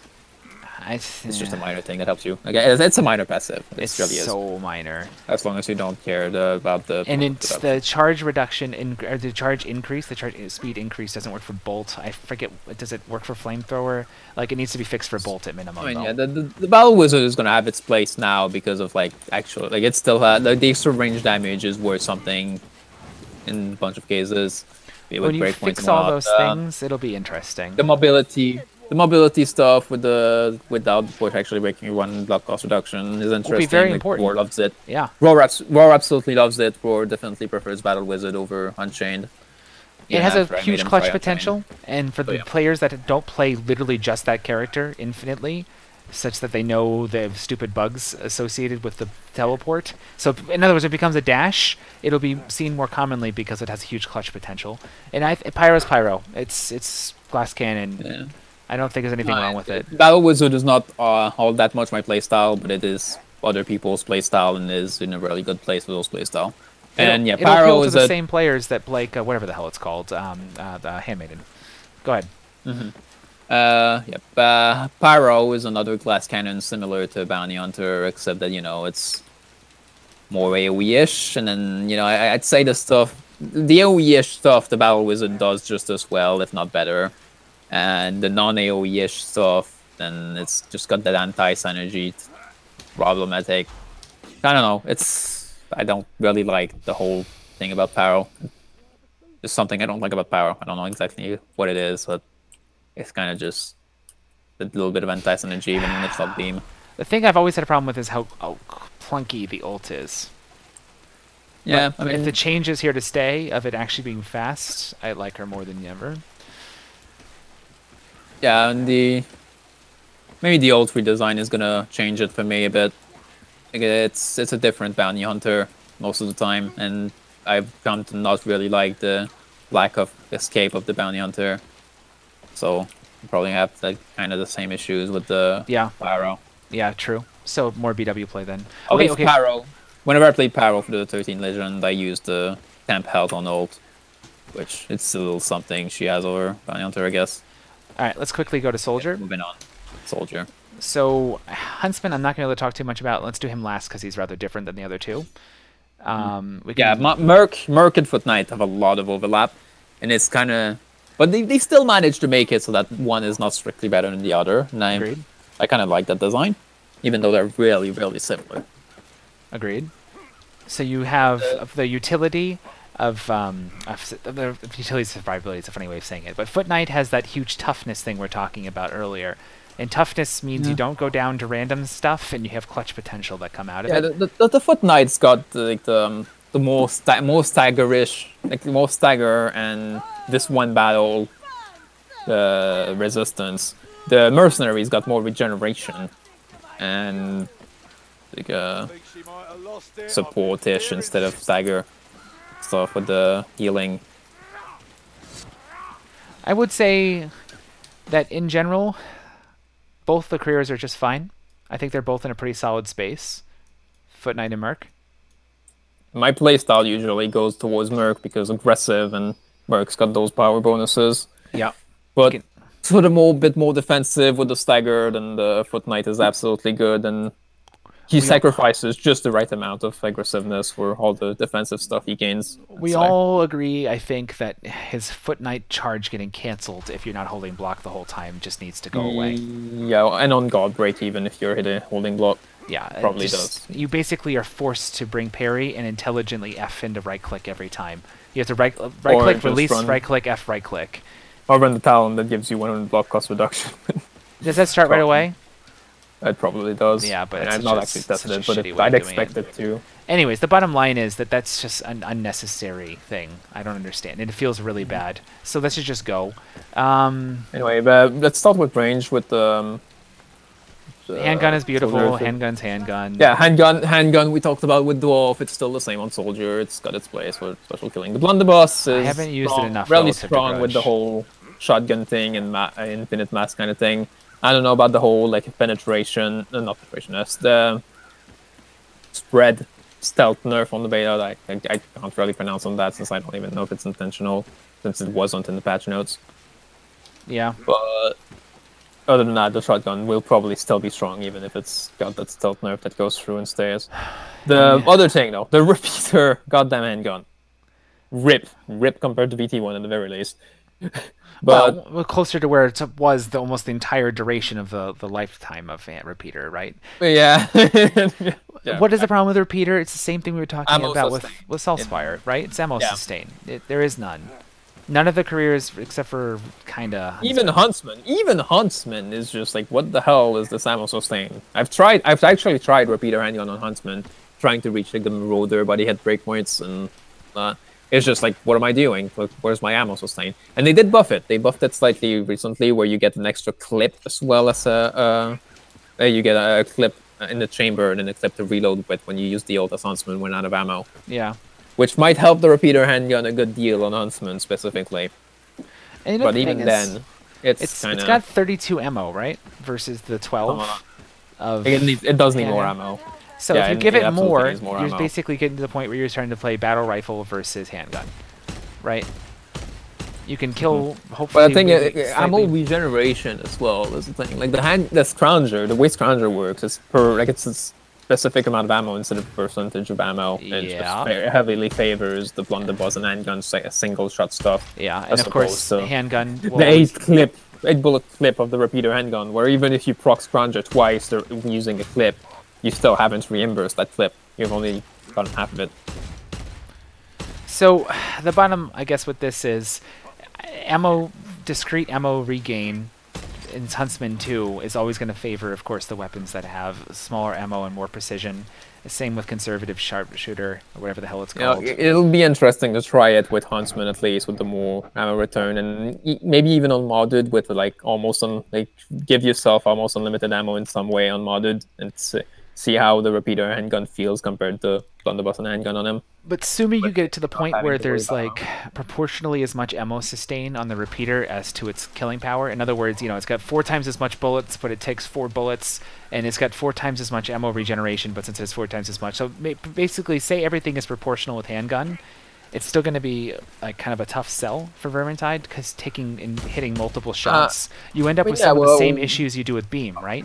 I don't really know if it's damage, right? With its current damage, if you give it a lot of ammo sustain with its current damage, you think it competes? I have to play it more to say one way or the other. Yeah. But my suspicion, based off of the limited playtime I have with it, is that no. But I guess the other thing I say is like if you buff its damage enough, so let's say 3 hitting specials or something is 2 or 3 hitting body shotting is the thing. Really what it does. And it has enough ammo and enough ammo sustain to maintain proportional to handgun, it's still going to be a little rough because you getting 3 shots in before somebody gets their 1 handgun shot on, a little unlikely. So it's supposed to be that you're a little... It still gets to you, like, shoot smaller targets without feeling bad because you just expended your single shot, and then if you've got another important target... True. Sure. So hopefully you have that trade-off. It would have, I think it would have its place with proper ammo sustain. Okay, so be some small changes then. Maybe some small changes to Scrounger or something. Anyways, let's keep pressing. Melee? Yeah, melee.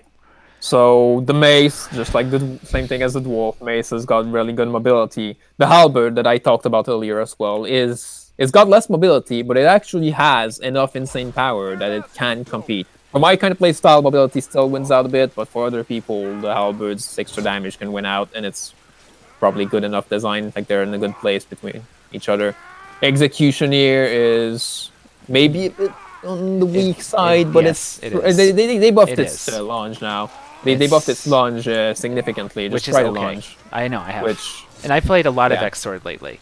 It's okay. The X-Sword is okay. It's honestly not good enough, right? Like, if Halberd is... Yeah, if you're going full try-hard, it's probably not what I take, but it's playable and you can have its moments. I think it's light attack having more damage on elites and more cleave could be a start. It's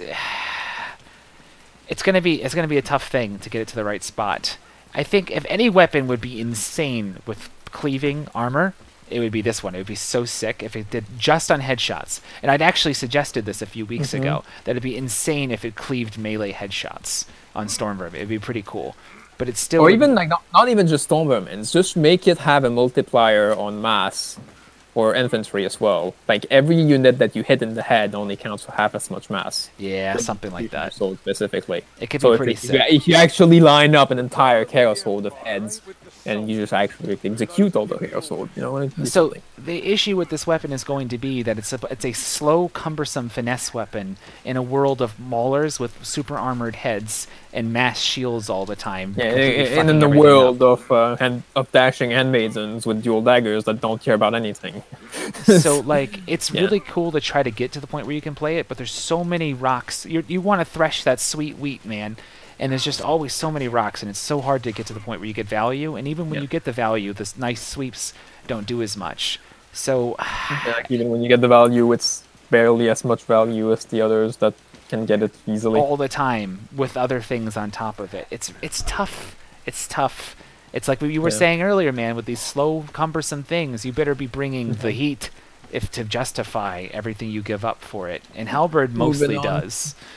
Moving on from that, with Great Hammers, the same problems I've talked about on the Dwarf. Not much more to say about it. It's terrible in current state. Do something about it. Arming Sword. It's the same way about the Wizard, and we talked about it to death. It's bad. Also, period. It's not terrible completely. It's got the mobility as the mace, but the mace does more damage and. It's got the armor penetration and stuff. Like, it's worse than the mace.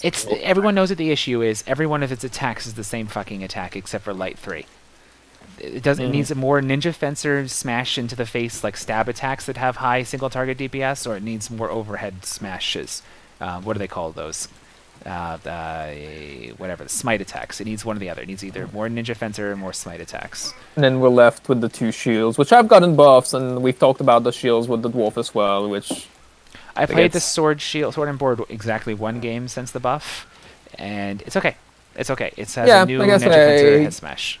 it's you'll feel way less bad for taking them into Legend now, and it's still, like I said, for full tryhard, it's still probably not the choice. But when you're not full tryhard, which you don't really need to be full tryhard for normal Legends most of the time, they are good and they had their moments.